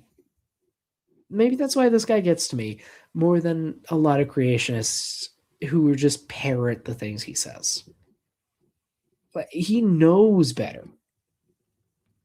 But he likes the money, I guess. For the wickedness of humanity. And the dinosaurs were, of course, eating each other. Right. Because we do see the evidence for that in the fossils with teeth marks and teeth and bones stuck in it. Which is behavior. And you've said behavior doesn't fossilize. You said that a lot in the first part of this stream. You said that a lot in the first stream we did on you, Tim. You said that a lot. But the Bible says that dinosaurs were supposed to eat plants. That's the original design. All animals, there was no shedding of the blood. It was all... Okay, again, I'm sorry to keep bringing this up, but we do go over this in the stream I did with Kip. He gave a pretty good explanation for it. It does not say that there was no death or bloodshed before the fall of man. That's just not a thing. It's just not a thing. You know, all these green herbs for food, the King James says. Right. He gave you all those green herbs for food. So even T-Rex ate plants and probably continue to eat plants. Just like today we see crocodiles and alligators still eat plants. So the T-Rex, again, they stay. Now, this is an interesting thing with especially caimans. Caimans will eat a surprising amount of fruit, but fruit is very nutritionally dense. And they have like the crushing jaws to deal with seeds and stuff, and it is not the main staple of their diet, with maybe one caiman species being the exception. I think there's one that eats proportionally much higher plant matter, but for most of them, no, they're majority predators, but they will eat some fruits, especially during times when prey are lean, because they're adaptable. But they're built to hunt things. Eat in their zones because that's where their plants were. That they were designed to eat, that God designed, Jesus designed these animals to eat certain things. That's their food source. That's their hamburger. Right. And if you love hamburgers, you're going to stay near your hamburger. Even though occasionally you might eat a stegosaur, or you might eat something else, just because it tastes good too. But you're supposed to eat these plants. So that's, I think, one of the reasons why it's such a very organized fossil record. With the same dinosaurs are buried pretty much at the same level in every country. Well, one, Tim, no, we've already been over this. He's repeating things we've talked about before. But also, surprise $10 super chat from Noise Ending. I missed the timeout for the goal, but I just wanted to say thanks. I learned really interesting stuff whenever you were on. Thank you very much. I really appreciate that. Thank you. Sorry, I will be back in just a second.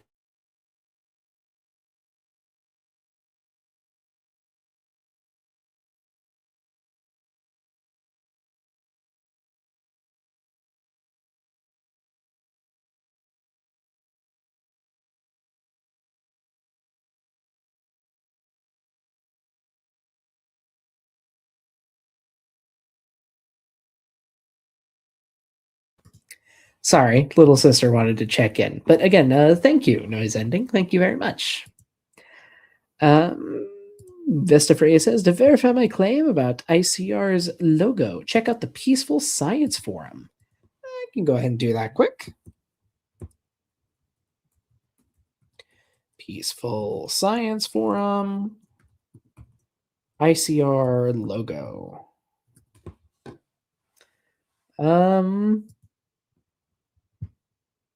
Holy cow, you're right. That's great. You're right. Holy cow. It took them 52 years. Jesus. Oh, well, I'll be damned. I didn't doubt you, Freya, for the record. I didn't doubt you. It was just it was a funny claim. It was a fun claim. And like creationists make a lot of unfounded claims all the time. So sometimes just it sometimes just gotta ask for a source. But that's funny. That's fun. Anyway, Tim, you were talking about ecological zonation again. But again, that's a little speculation on my part. Not as much speculation as the Netflix That's what I was going to show. say. Not as much as the show we watched. You did make me laugh. Thank you. The 4 episodes of that show. Ooh. But I mean, that's the biblical worldview. They were created on day 6. And God even says this in the book of Job. Okay, and now they're going back into scripture, so I'm going to speed it up again. Book of Behemoth, which I made along with you, implying they were made the same day of the creation week. And then most of the fossils anyway, they didn't go extinct, but many dinosaurs were fossilized. Thousands and thousands and thousands, if not millions of them, were buried in the flood as the flood water rose higher for the judgment of the flood. And then, of course, about 60 kinds, maybe 70 kinds of dinosaurs were on the ark. Right. So I think that's all they really were. And they weren't giant. And they probably were juveniles. Right. God wouldn't bring the 130-foot long sauropods out there probably, because they have to be able to reproduce afterwards. And it may be the point where they got too big. Nobody knows, but nonetheless, God probably brought smaller ones. He brought them to the ark, put them on there, and they had plants to eat. Right. Noah and his family would have brought their specific plants, not a side of beef or anything like that for the dinosaurs to eat. They were designed to eat just plants and get their full nourishment. And so, Okay.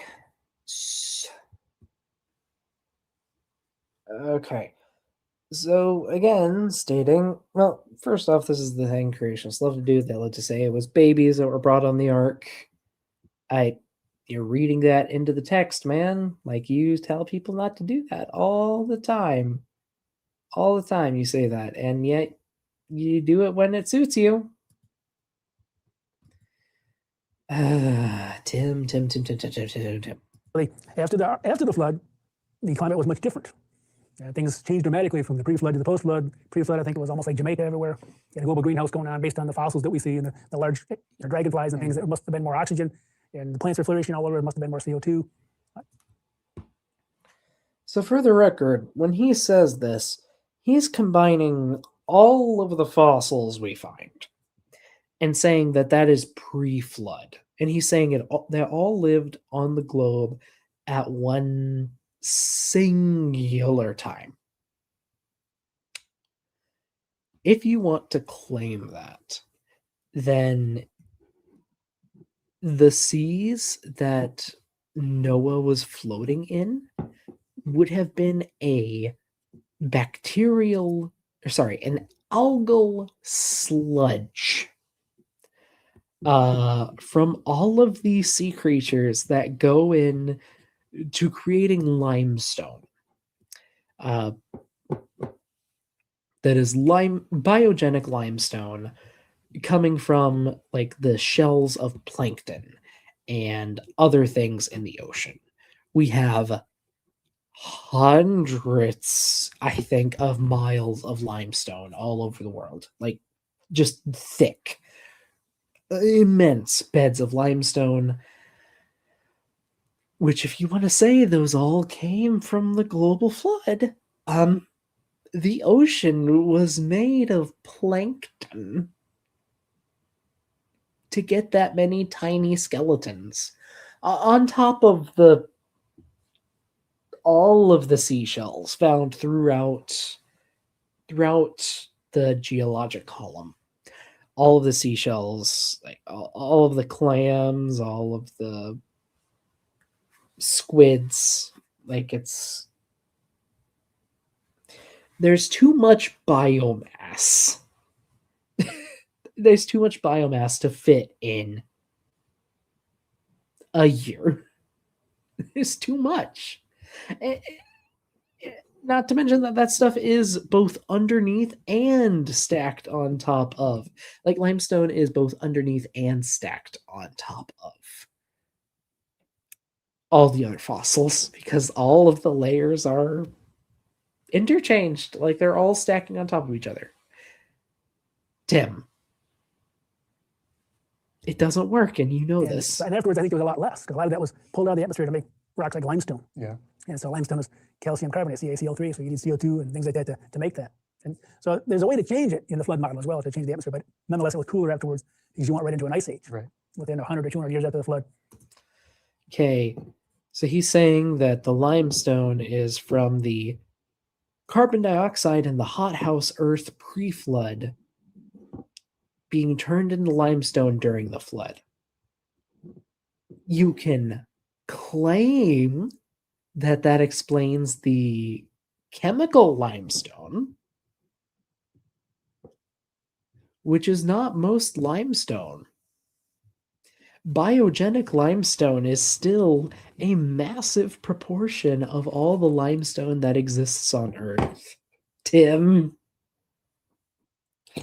it has literal shells in it, both on a microscopic and a macroscopic level. It is just shells. Tim, your idea doesn't work.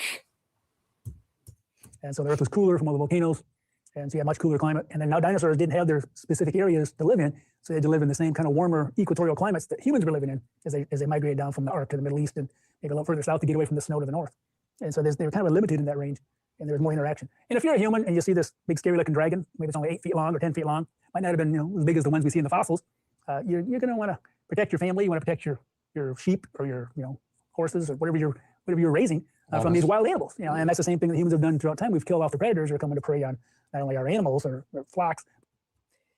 And you know what, Tim?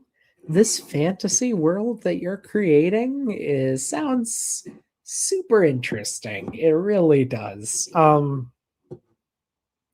Zero evidence for it in the modern world, let alone that the gigantic pre-flood dinosaurs would have had to become dwarves. I guess. You were just writing your own fan fiction at this point and using the Bible as rough inspiration. That's all. There's no evidence for any of this, Tim. You're just saying it out of whole cloth. But also our own family. Right. And so many dinosaurs struggled probably to survive in the new climate because they were, I believe, cold-blooded, and it was a cooler climate in general than the pre-flood. And they weren't cold-blooded. All of the dinosaurs, it seems, were warm-blooded. Or at the very least, somewhere in the middle, but not cold. But no. So now you're having direct interaction with humans. Right. And we see a lot of that in the artwork throughout history, going back thousands of years. Okay, first he's talking about like dragon legends and saying those must be dinosaurs. This is part of the same thing earlier. They say Tanin means dragon because that's how it's translated sometimes in the King James. Therefore, dragons are dinosaurs.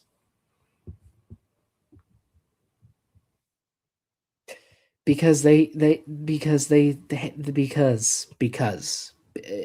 Because that's the reason. Also, Vestafreya does bring up a good point. Ignore the heat that would be created when the limestone was laid down during the flood. These are not the limestone rocks you're looking for as a Jedi. But yeah, that's another thing. When calcium carbonate forms, it releases heat. It doesn't release a lot of heat on like a per gram level.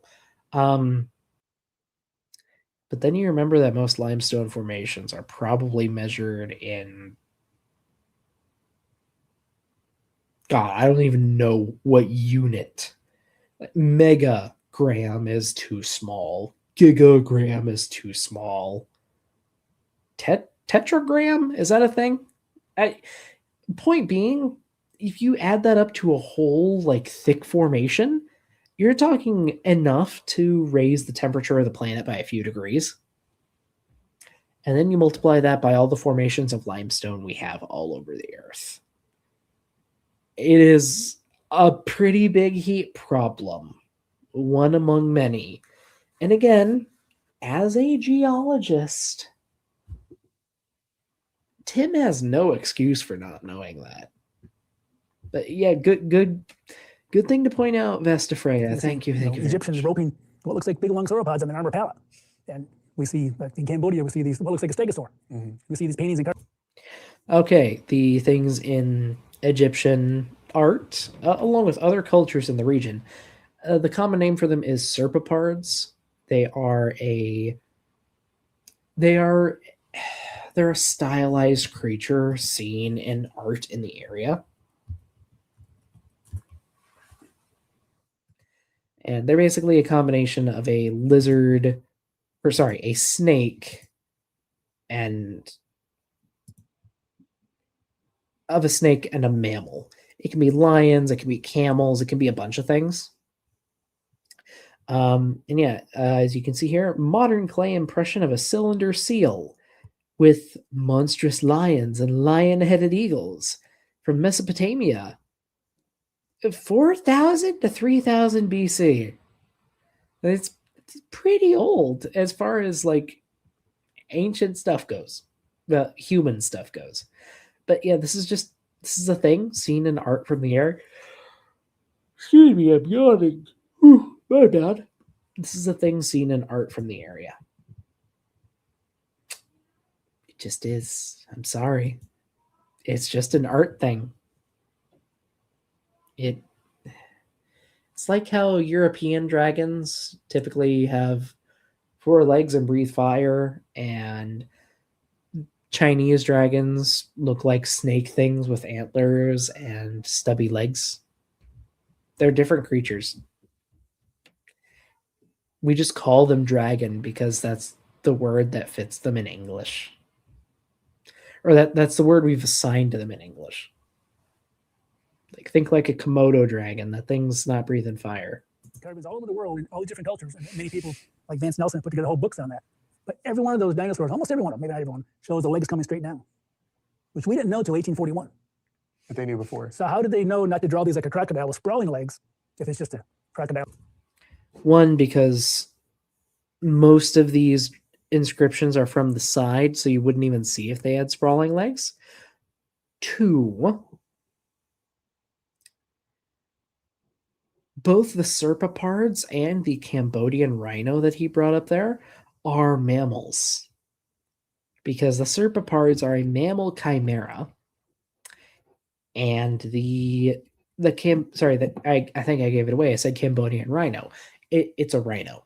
It's a rhino figure on a wall, stylized with leaves behind it. We know this because there are other animals in the same temple stylized the same way. You can even see the horn. Which, for the record, stegosaurs didn't have, but creationists interpret the leaf motif as plates. Some sort of a mythical dragon. Because why wouldn't they draw them like what they? Yeah, exactly. Why would they draw them like they, would have drawn modern reptiles today with the legs sprawling? But no, they always have them with the legs coming straight down.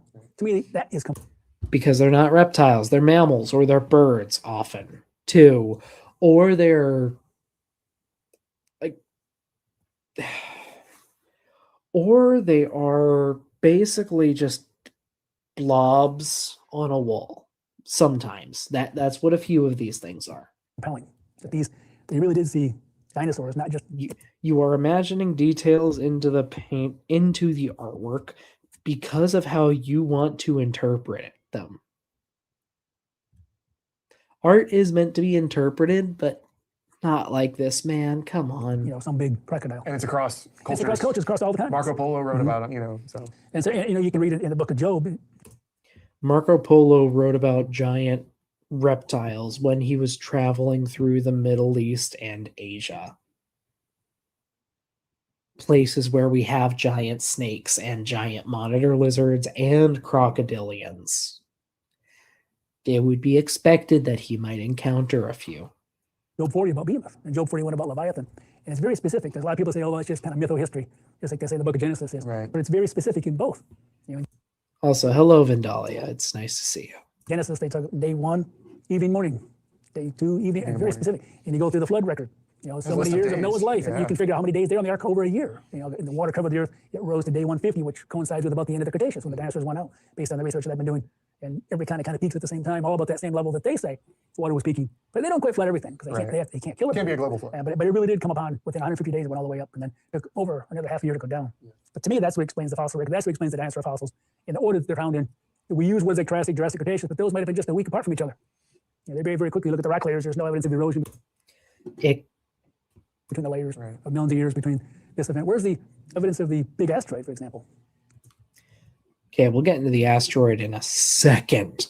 Saying that there's no evidence of erosion between the layers is just being completely dishonest about the rocks. We do have erosion marks. We know what erosion marks look like. We know what an erosive boundary looks like, where we have a rock layer deposit, then there's a long period of erosion, and then new rock gets deposited on top of that. We know how to recognize those. Those are taught in an introductory geology class. Meaning that a PhD would know it. Also, just to add to that a little bit, God, I lost track of what I was gonna say. This stuff gives me a headache. It honestly does. And I'm glad we are nearing the end. Oh, right. Time passing between the layers. We have mature forests and grasslands later on in every period, after the Devonian, but including the later Devonian, Devonian onwards, we have mature forest biomes. We have mature paleosols, which require thousands of years to form even a few inches of sediment and rock, or to create even a few inches of rock due to a lot of factors. Like, it's Tim knows this kind of thing, and yet he ignores it completely. And for anyone who's curious, a paleosol is a preserved soil. That's what it translates to. That's basically what it is. Soil being something filled with organic and inorganic matter that has been inorganic and organic matter that has been broken down to form a mature soil prior to being compacted. You get these in forests and grasslands and floodplains. They take a lot of time. A lot of time. Sorry, not even always floodplains. Like, often not in floodplains, because if it's a floodplain, that's a completely different depositional environment. Though you can get some paleosols in floodplains. It's complicated. It's actually complicated. But he simplifies it so much. I don't know. That's supposed to be the thing that killed everybody. And so, And at the last episode, they show us big asteroid hits. Again, didn't kill the frogs. Didn't kill a lot of other little things as well. But even the evidence for this is not very strong. Right. I looked at all that with my research. Look at all these different continents. Look at oil wells all over the world. You look at the wells drilled into that crater. There's about 8 of them, and it's supposed to be a big crater that hits. And you saw the big fireball in the show. It's just amazing how you think it would have killed everything on the Earth. But it was supposed to be about a 6-mile wide rock that hits the Earth, and it's like a billion. I forget how many it was. A billion atomic bombs or something like that equivalent. And it's supposed to make about 100 to 120 mile wide crater. Right. Well, there's no crater there. Right. That's number one. There's no topographic crater. It's all based on a gravity signature, which is very ambiguous. It's based on gravity. There is a crater. There is a crater there.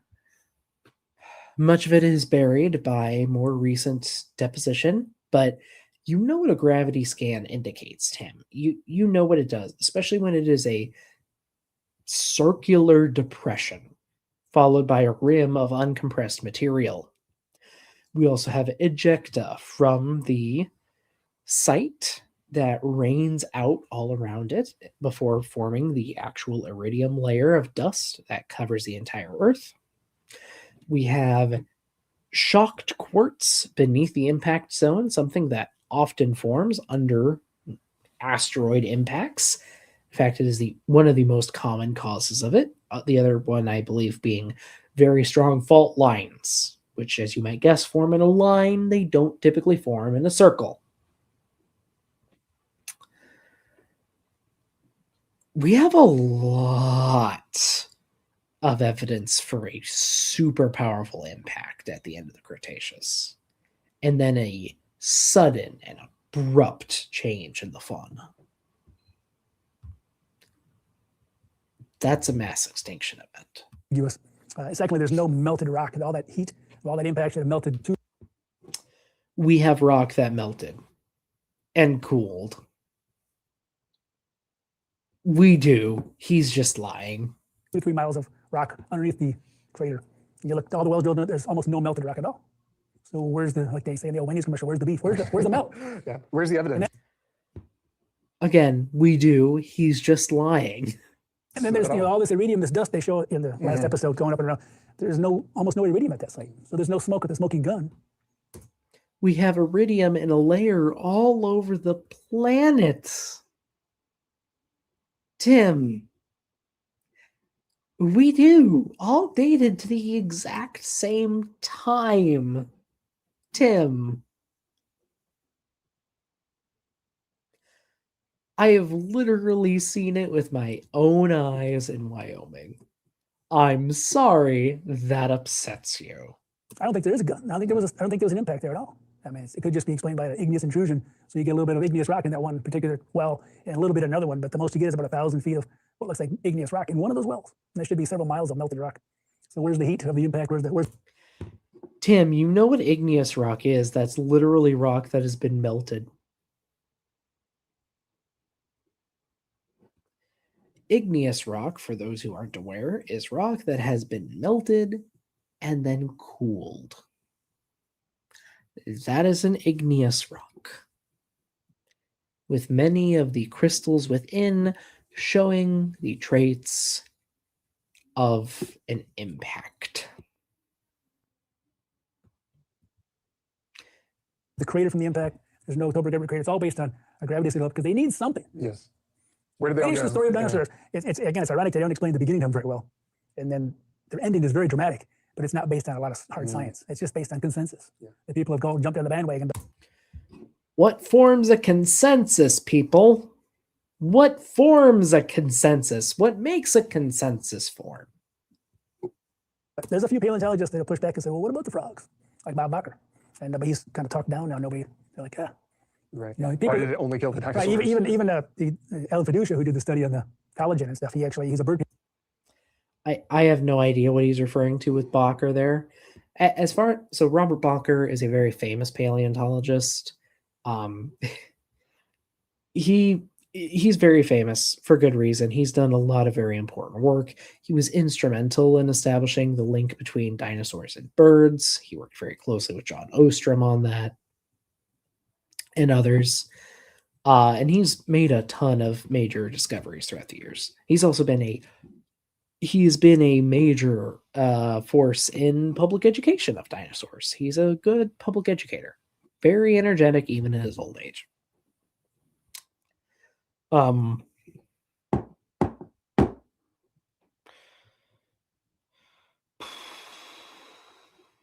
I don't know what he's talking about.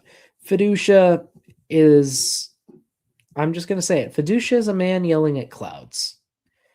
He refuses to accept that birds are dinosaurs despite all of the evidence supporting their relation. Paleontologist, he's the one that says these dinosaurs are not birds either. He says you don't know what a bird is. Birds have completely different hips, but he gets pushed aside because he doesn't go along with consensus. There's a lot of bullying going on in terms of funding and everything else. Fiducia is disregarded because he ignores the evidence. He is not a good scientist, at least when it comes to this stuff. He has his conclusion and he fights to support it. He's not a good scientist. That's why nobody takes him seriously regarding this. In publications, you've got to get on board, and so the evolutionary scientists all have to go with the same story to get anything published, and it's rather unfortunate. So you can't hardly publish anything that goes against mainstream, and unfortunately, that's the problem. That just last year, at the very end of last year, our understanding of tyrannosaur ontogeny, so how tyrannosaurs grew up, was completely crushed. And what caused that? It was caused by new science challenging the paradigm that was so well supported it could not be refuted. Several paleontologists did some exceptional work that demonstrated that Nanotyrannus, a small tyrannosaur that lived alongside T-Rex, was valid, was a real dinosaur, it was real. For decades, we had been thinking, no, it's just a juvenile T-Rex. They proved us wrong because they had the evidence to prove it. And the field was shocked, absorbed it, processed it, and moved on. Because that's how science works. Timothy, you know this. Scientists like Alan Fiducia have, who are evolutionists, Right. but they can't publish things contrary to the story that's being sold. And this is just a wonderful example. This whole show is a wonderful example of a story that's being portrayed that they want you to believe, but it's based on very little factual information. Right. And their voices are being crowded out and shouted down, even though they believe in the same thing. So what do you think that viewers of something like this, I mean, I wouldn't necessarily recommend that anyone go and watch this, but if someone were to go watch this, what should they keep in mind as they're watching? I would recommend you go watch it. For the record, I would recommend the dinosaurs to people. It is dramatized. It is not completely accurate, but it is a very good retelling of the origins and evolution of dinosaurs. It's very good. In fact, I would recommend you watch the episodes and then come back here to watch my review of the dinosaurs when it's finally completed. Episode 1's done. I'm taking my time with episode 2. Because I want it to be as good as possible, but I am working on it. So yeah, if you like dinos, check it out. Then check out my stuff on it.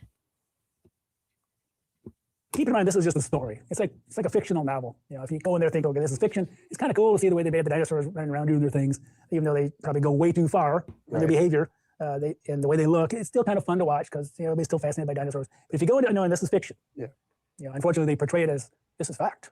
This is what happened. It's kind of like they're rewriting history. And so you're the winner, you get to write the history. So if you're the consensus, you get to write the history. But if you go in there just for the entertainment value of it all, but unfortunately it's a little slow. And the narration is, Morgan Freeman does a wonderful job, but it's a little slow. And the whole thing is just go to sleep to it. You could do the whole thing in 2 episodes and not 4. Right. And so I recommend if you're going to watch it, speed it up a little bit, watch it at 1.5 speed. Yeah. The dinosaurs might walk a little funnier. Yeah, the animation might look a little odd. But there's so much, where they show the dinosaurs starving to death several times. And there's things. That's just an awful recommendation, really. Like that really is just an awful recommendation to the documentary is too long. Watch it at 1.5 times speed. Don't absorb it the way it was intended. Like it, some parts of it are slower paced, but especially for ICR, I don't think your audience is that has that much of an attention deficit that they can't sit down and watch an engaging, thought-provoking documentary for a few hours or 1 episode a day or something. Like the episodes are 45 minutes long. They're not that long. Like what's wrong with you, Tim? Really? There's a lot, but what specifically? Prixie Purple says, Google told me to send gems. I don't know what that is, but I did it. I don't know what that is either. Oh, it says Prixie Purple sent clapping seal for 250 jewels. I don't know what those are.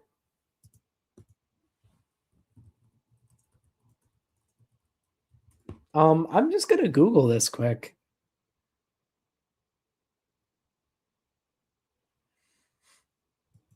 I think I got something. Oh,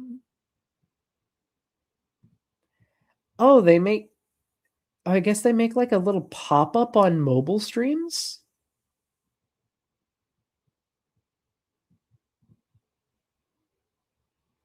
Friday gifts on so okay. So they let you do like little emojis and like little animations that pop up in the middle of the stream. If I was streaming in vertical, which I'm not, so I don't think it showed anything. I'd have to actually watch it back to see. That's interesting. I have never even seen those before. I will say thank you. Thank you for sending those. That's just interesting. And who knows? Maybe it is good for the algorithm. Hopefully. Interesting, but thank you. Okay, we might finish soon. I never heard about. There's a Cretaceous during the Cretaceous. There was a snow episode. I never knew that as a geologist. How did I miss that when I've been in the geology world for well over 40 years? And because you haven't bothered to learn anything since 40 years ago. Like, we know that there are areas that had very cool temperatures. Northern China is one of those areas. There is an area, it's now known as the Yishan Formation in northern China. And this formation was either at a very high elevation, this formation was at a fairly high elevation when it was being deposited. And because of that, it was fairly cold. And because of that, the dinosaurs were fairly cold adapted, or at least a lot of them that we found. We have fluffy little Sinosauropteryx and Eutyrannus, the big fluffy dinosaur, both of which were discovered within the last 20 years. Within the last 30 years. Sorry, I forget that we're not in the 2010s anymore. I guess I'm getting old. And I try to keep up on things pretty well, but I must have missed that. So I don't know if they added that in or if I just missed that in my ignorance. I'm not sure, but there's some things in there that... Yes, in your ignorance, you missed it, Tim. It's very easy to look up. They make the Earth to be the big driver of things. So be forewarned that this is going to push deep time. This is going to push, extreme evolution caused by the Earth. The Earth is deciding what lives and what doesn't. Yes. Ultimately, and the plants help along too. The plants are kind of an evil side to them. They grow tall really fast, so you start. And then you die. Yeah. But if you look at it as something like Lord of the Rings, right? Then it's okay. But if you're going to take this as fact, I think that's the mistake. Don't do injustice to Lord of the Rings like that. That's what I feel like with dinosaurs. Right. They do injustice to dinosaurs. It's a shame. They're wonderful created creatures. Yes. They do an injustice to them by portraying them this way. It's interesting that you mentioned that the Earth was doing all these things. I saw some comments and some reviews that people were like, is it just me or does this whole thing have some religious undertones? And what they mean by that is not like, oh, it's church related or anything like that, but that there's some like grand scheme of things happening and that the Earth is deciding and nature is in charge and nature determines who lives and who dies, so. And it's always getting better. Right. But if you're... Okay, and that's an interpretation that people can have, and they're entitled to their interpretation. I didn't get that impression. The way I thought the dinosaurs portrayed the story of the dinosaurs was a tale of perseverance and overcoming the odds to grow and diversify. Like, I saw it as kind of an inspirational story more than a religious story, but I can see why people might see it that way. Now, what were you about to say, Tim? There's some like grand scheme of things happening and that the Earth is deciding and nature is in charge and nature determines who lives and who dies, so. And it's always getting better. Right. But if you're a real true evolutionist, you realize it's supposed to just be random. There's no getting better. It's just kind of by death, new things are brought out. Right. And this is creationist thinking that evolution means things always have to be getting better. Not exactly. Evolution will push species to be as well suited for their current environment as they need to be to continue to procreate. That is what they have to do. If there is a substantial environmental shift, or if a group is isolated and subjected to different conditions, then there will likely be a lot of change. But it doesn't have to be. Horses have looked roughly the same for like 15 plus million years. Maybe 20 plus million years. They've just gotten a bit bigger, but their body plan has remained basically the same because they're good running animals.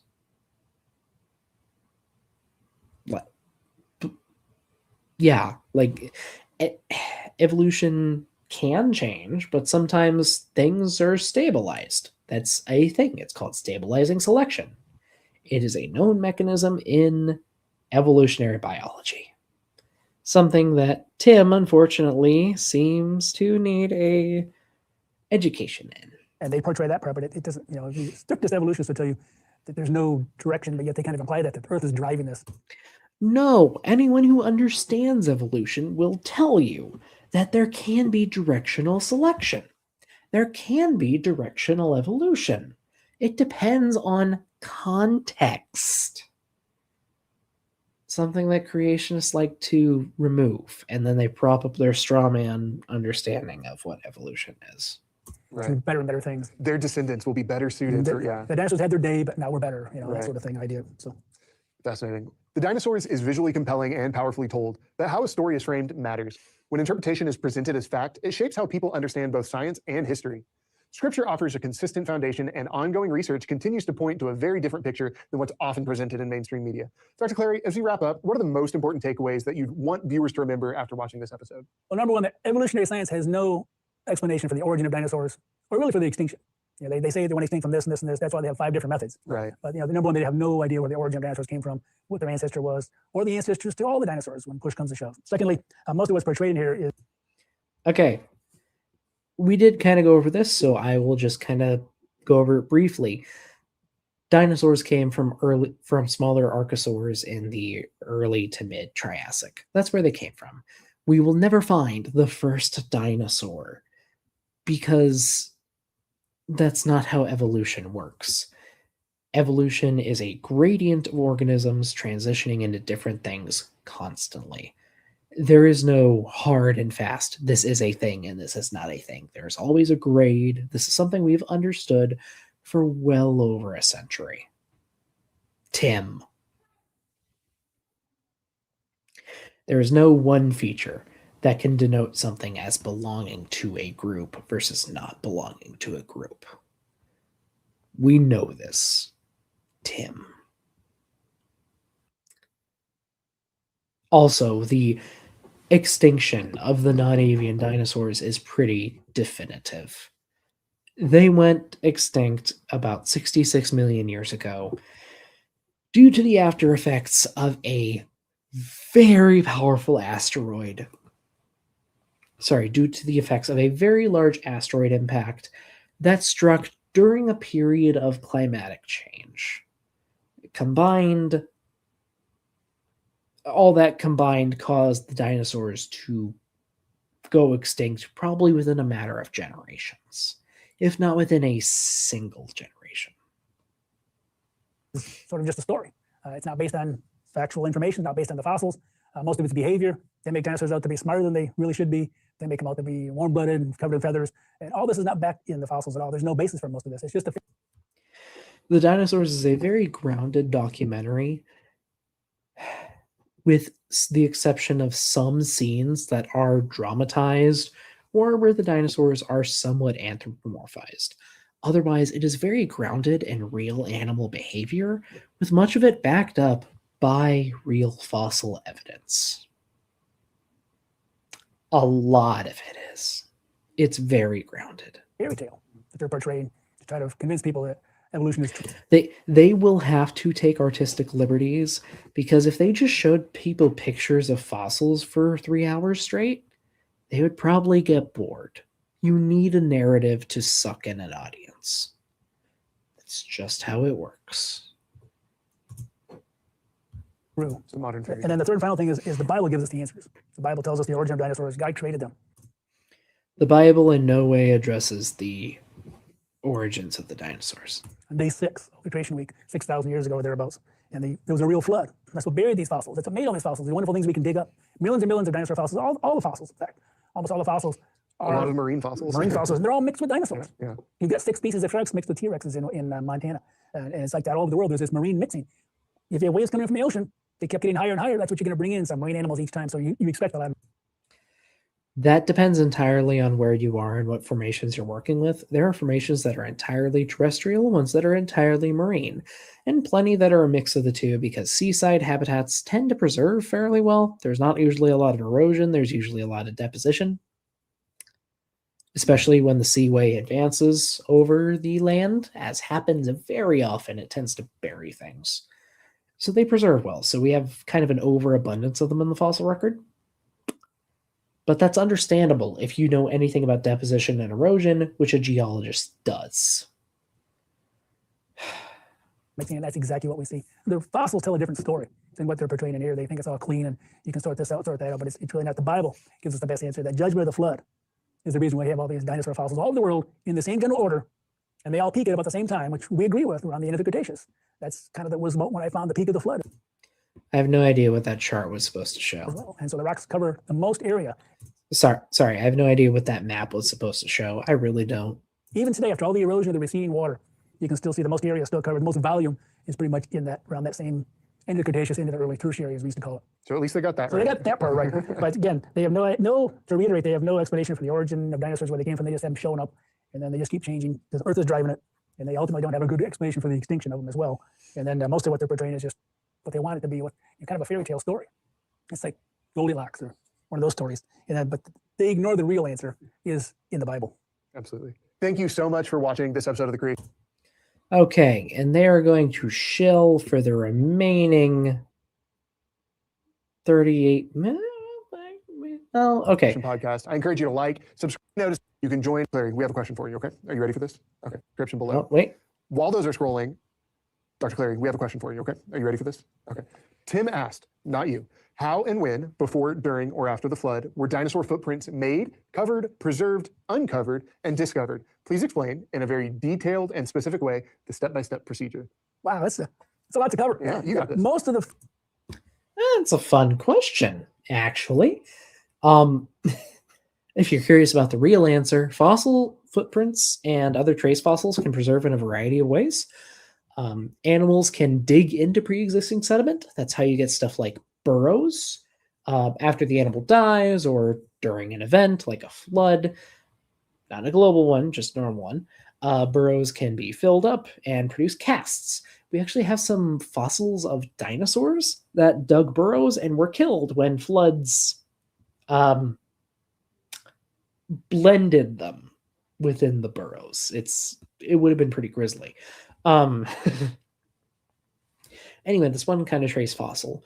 Footprints tend to form in soft sediments, or at least sediment that the dinosaur's body weight can press into. I'm sure that's not a big surprise.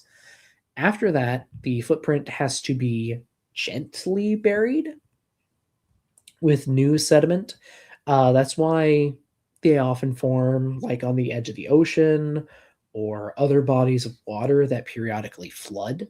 Especially if it's a gentle flood, it'll just deposit mud into the footprint. And then as time goes on, everything gets buried, everything gets squished together. You will have the actual footprint itself and then a cast of the footprint in there. And depending on how rock layers move and erode, you can have either the cast be preserved, you can have either the cast be preserved, the mold be preserved, or more rarely, both. And you can get different information from both, though a lot of it does overlap. It's a simple process, but it requires often special conditions. You can't just get footprints in any environment. footprints, I think almost all of them are made in the flood, number one. And so as the dinosaurs are being inundated, the water's coming higher. Oftentimes what we find first, even before we find the bones, is the footprints. The dinosaurs were smart enough to kind of get out of the way. They left their footprints, and then they got out of the way, but the waves kept coming higher and higher. So once you made the footprints in this new soft sediment, they were quickly buried again. Yes. Okay, that's actually something fun. Why do we tend to find footprint fossils before body fossils, like bones? And for that, I will ask the audience, how many steps have you taken in your life?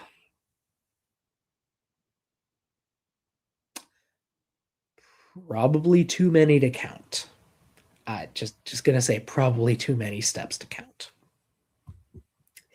Now, if you live in an environment where you are walking through soft, squishy sediment, as everyone does at some point in their life, you're going to leave thousands of footprints that could possibly be preserved. And that's very much lowballing. It could be millions, probably would be millions of footprints you've taken in your life. So probably like tens of thousands, hundreds of thousands of footprints that could possibly preserve, depending on where you spend most of your time. The odds are higher if you like near a lake or a river or something.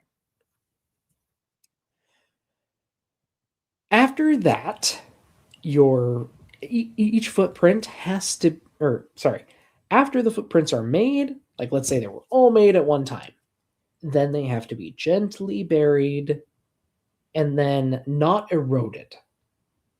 So you go from millions of footprints to tens of thousands of possible ones to maybe a couple hundred that could actually be found someday. That's still more than the one body fossil that you might preserve. Than the one the one recognizable bone that you might preserve.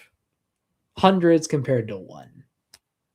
And then any of that has to be found. It's no wonder footprint fossils usually turn up first. It should be obvious, especially if you're walking. Because if you leave footprints in the sand today, it doesn't last. Right. You walk on the beach and Depends completely on when and where you do it. If you leave footprints in the margin between the high and low tides, if you're in a very low, like the low and high tide levels will be different depending on where you are in the world. Like they can differ between like mile stretches on a coastline. If there's a very shallow gradient, especially over a wide area, and you walk through that intertidal zone, you can have a decent shot of preserving some footprints. Intertidal zones are some of the best places for preservation. Lake beds are also very good. The insides of river bends, they're good. They can be eroded away, but you can get stuff there. You can even get some in forests sometimes. Although that comes with the caveat that roots will probably grow through your footprints, which might obscure them. But it depends completely on where you are and what you're doing. Completely. The next day they're gone. You walk anywhere, most times the footprints disappear within a matter of hours or maybe just a few days. But if you bury things, keep burying things fast. Eventually the waves caught up with the dinosaurs as well. And so we see their bones. But the footprints have to have special conditions. Just like fossils, you have to bury things fast and deep. So you have to make the footprints, and then you have to be buried quickly to preserve those footprints. And we see that there's footprints, there's worm burrows and everything from the very beginning of the flood, from the Cambrian explosion. Even before that, there's fossils in some of the rocks. Maybe some earlier areas where the flood was affecting early on. But when you finally see that Cambrian explosion all over the world, that's when you start seeing worm burrows and things leaving trace fossils, they call them, like footprints. And then eventually you get to higher levels where you start flooding the dinosaurs and reptiles, you start seeing their footprints. But you have to bury them fast and deep. So I'm not sure how specific you want me to get into, but generally you have to bury them slow and shallow first. You have to fill the footprint in order for a cast to form, and not like wash it away as we see in flood deposits. It can't be really rough, Right? Or you'll destroy them. And there's probably a lot of fossil footprints that could have become fossils that were destroyed by the next layer coming in. But the waves weren't always rushing in at high speed. Sometimes they were washing back, and then the next wave would come in like tsunami waves. You get normally a series of them, and it's very complex because you're looking based on our models of rapid plate movement. You're looking at thousands of tsunamis a day, and so there's going to be a lot of. And they come from all directions. Wherever you have subduction zones going on, you're going to have all this wave interference, and that's part of the reason why you have rapid changes in rock type, is what we call stratigraphy, very very quickly. You can have really thin layers that can repeat really quick. So it isn't a surprise to have some areas where you can make footprints, and then the animals are trying to get away and they're walking through shallow water, leaving these footprints, and those footprints are buried very, very quickly. So there's places like in Bolivia. Just last year, they found 18,000 dinosaur footprints. 16,000 of them were from theropod dinosaurs, or so-called median dinosaurs. That supposedly they're the ones that are supposed to evolve into birds. But they actually find some that are walking along, and then on top of those, they find dinosaurs swimming on top, leaving just barely scratch marks and things. So it's interesting how they were walking along, and then the next wave came in. Next thing you know, they're deeper water, they can barely scratch the bottom. So and if they were walking on some sort of intertidal zone, that might also explain it. Like if dinosaurs were scavenging on an intertidal zone like many animals do today, including modern dinosaurs. Have you ever met a seagull? Like there are explanations for this that have nothing to do with the global flood, that has no evidence. And I'm sorry that bothers you, Tim. I'm sorry. So they found some really fascinating things that really supports the flood. These waves just kept coming higher and higher. But again, like any fossil, footprints have to be buried fast and deep to preserve them. And then how do they become uncovered? Well, they became uncovered like dinosaurs. There's billions of dinosaurs probably out there that we'll never find because they're buried under thousands of feet of sediment, like in Nebraska, where you have younger rocks on top. So if you don't have mountains uplift that came up later in the flood year, like Mount Everest came up as the flood water was receding, the Rockies, the Andes, a lot of the mountains around the world all popped up as the waters are receding, folding those soft rocks up and exposing, as the water ran off, the receding phase ripped off a lot of the sediment that was over the top and exposed these dinosaurs along the flanks of these uplifts, or the whole surface was eroded down to a certain level, like in Montana, where you see some minor uplifts arching up the rocks and just eroding down deep enough to expose the Hell Creek Formation, for example. And so you need some sort of erosion to wear back down to that level, because the flood didn't end at the time the dinosaurs are buried. That was just the peak of the flood. There was still more sediment from the receding phase. Right. It threw a lot of mammal fossils on top of the dinosaurs and things all over the world. And a lot of that got eroded off at the final stages of the recession. And thousands of feet of sediment was ripped off, and for the Grand Canyon region, for example, north of Grand Canyon, to make the Grand Staircase. The evolution is called the Great Denudation. They don't know where all these thousands of feet of sediment just kind of end. They should have kept going. Right. And so they're gone. So we know there's a lot of erosion, and that erosion exposed a lot of dinosaurs. The uplift, like Colorado and Wyoming, these uplifted areas exposed dinosaurs that would have been buried thousands of feet down. And there's a lot more down there. We'll never find it. We need to dig deeper. Tim, would you like to explain how rock layers become bent? Because that's also a big factor here that you're just not talking about. Like the way he makes it sound like the layers were all deposited flat, and they remained flat, and it's just in some areas due to the flood receding. It was carved down and they remained flat. They're not. A lot of rock layers are bent, even at a shallow angle. Like you stretch that over like 1,000 miles, it adds up. And you'll cut through layers eventually. The state I'm in right now, Iowa, is a great example of that. Almost all the rock layers are tilting at under a degree to like 3 or 4 degrees, I think, to the west. So the rock layers gradually get younger the closer you go to the west because they're shaved basically flat by glaciers. But them being bent is important, and he ignores that for one. And there's a lot of other stuff besides what he's saying about, like, I guess the flood washed back in after eroding and deposited Cenozoic sediments. Like that's you're just making your fiction more complicated. I'm sorry. That just no, Tim, no. Well, they did. One last thing, what's interesting is that I've talked about this before, they actually took an oil well core in the North Sea, 70 miles off Norway. They drilled down a mile below the bottom of the ocean. They took a core this big around, pulled up a Plateosaurus toe bone, which is one of the dinosaurs in the Netflix series. 70 miles offshore. They just have. That is true, and it's pretty cool. They bore into Triassic sediments and brought up a chunk of dinosaur bone. Assigned to Plateosaurus, I don't know how definitive that is. Drilled cores aren't often very big. But it happened. It's happened before. It's happened in a lot of places. Some of the only dinosaur bones found in Washington, D.C., for example, have been found from like drilling stuff for construction. There have been a few dinosaurs found like that. In their little core, an identifiable dinosaur bone. So they were being washed in, marine animals being washed down, dinosaurs being washed out. There was a lot of movement from these massive tsunami waves. There was from all the rapid plate movement in the flood year. So it's an amazing story that we get to look at as geologists and paleontologists to really see the history. But it's all about your worldview. If you come at it from a worldview of an evolutionary standpoint that Earth just sort of evolved and life just somehow evolved on the Earth and went through all these changes, then you got to tell a story like the Netflix series does. But if you want the real story, convoluted, right, and it's really a fairy tale. Yeah. But if you want the real story, you go back to the Bible. Start there. And the Bible tells us about when these animals were created, all land animals. Okay, and I think that's, well, at least a semi-decent note to end on there. Oh, wow, I'm looking washed out there. I apologize. Again, I have to wash or clean my camera, I think. It's a little streaky. But that was the end of this interview with Tim Clary. It was certainly something. I hope you all enjoyed it. We did get a super chat in tonight, but I have been going for 3 hours and I am about ready to burn out, to be honest with you guys. That's it. We can start with a few creationist shorts next time before we get into the meat of our next video. Or maybe we'll just do a bunch of shorts. I can get like a playlist of like 10 or 15 or something, and we'll see how many we go through. Because creationists say the darndest things.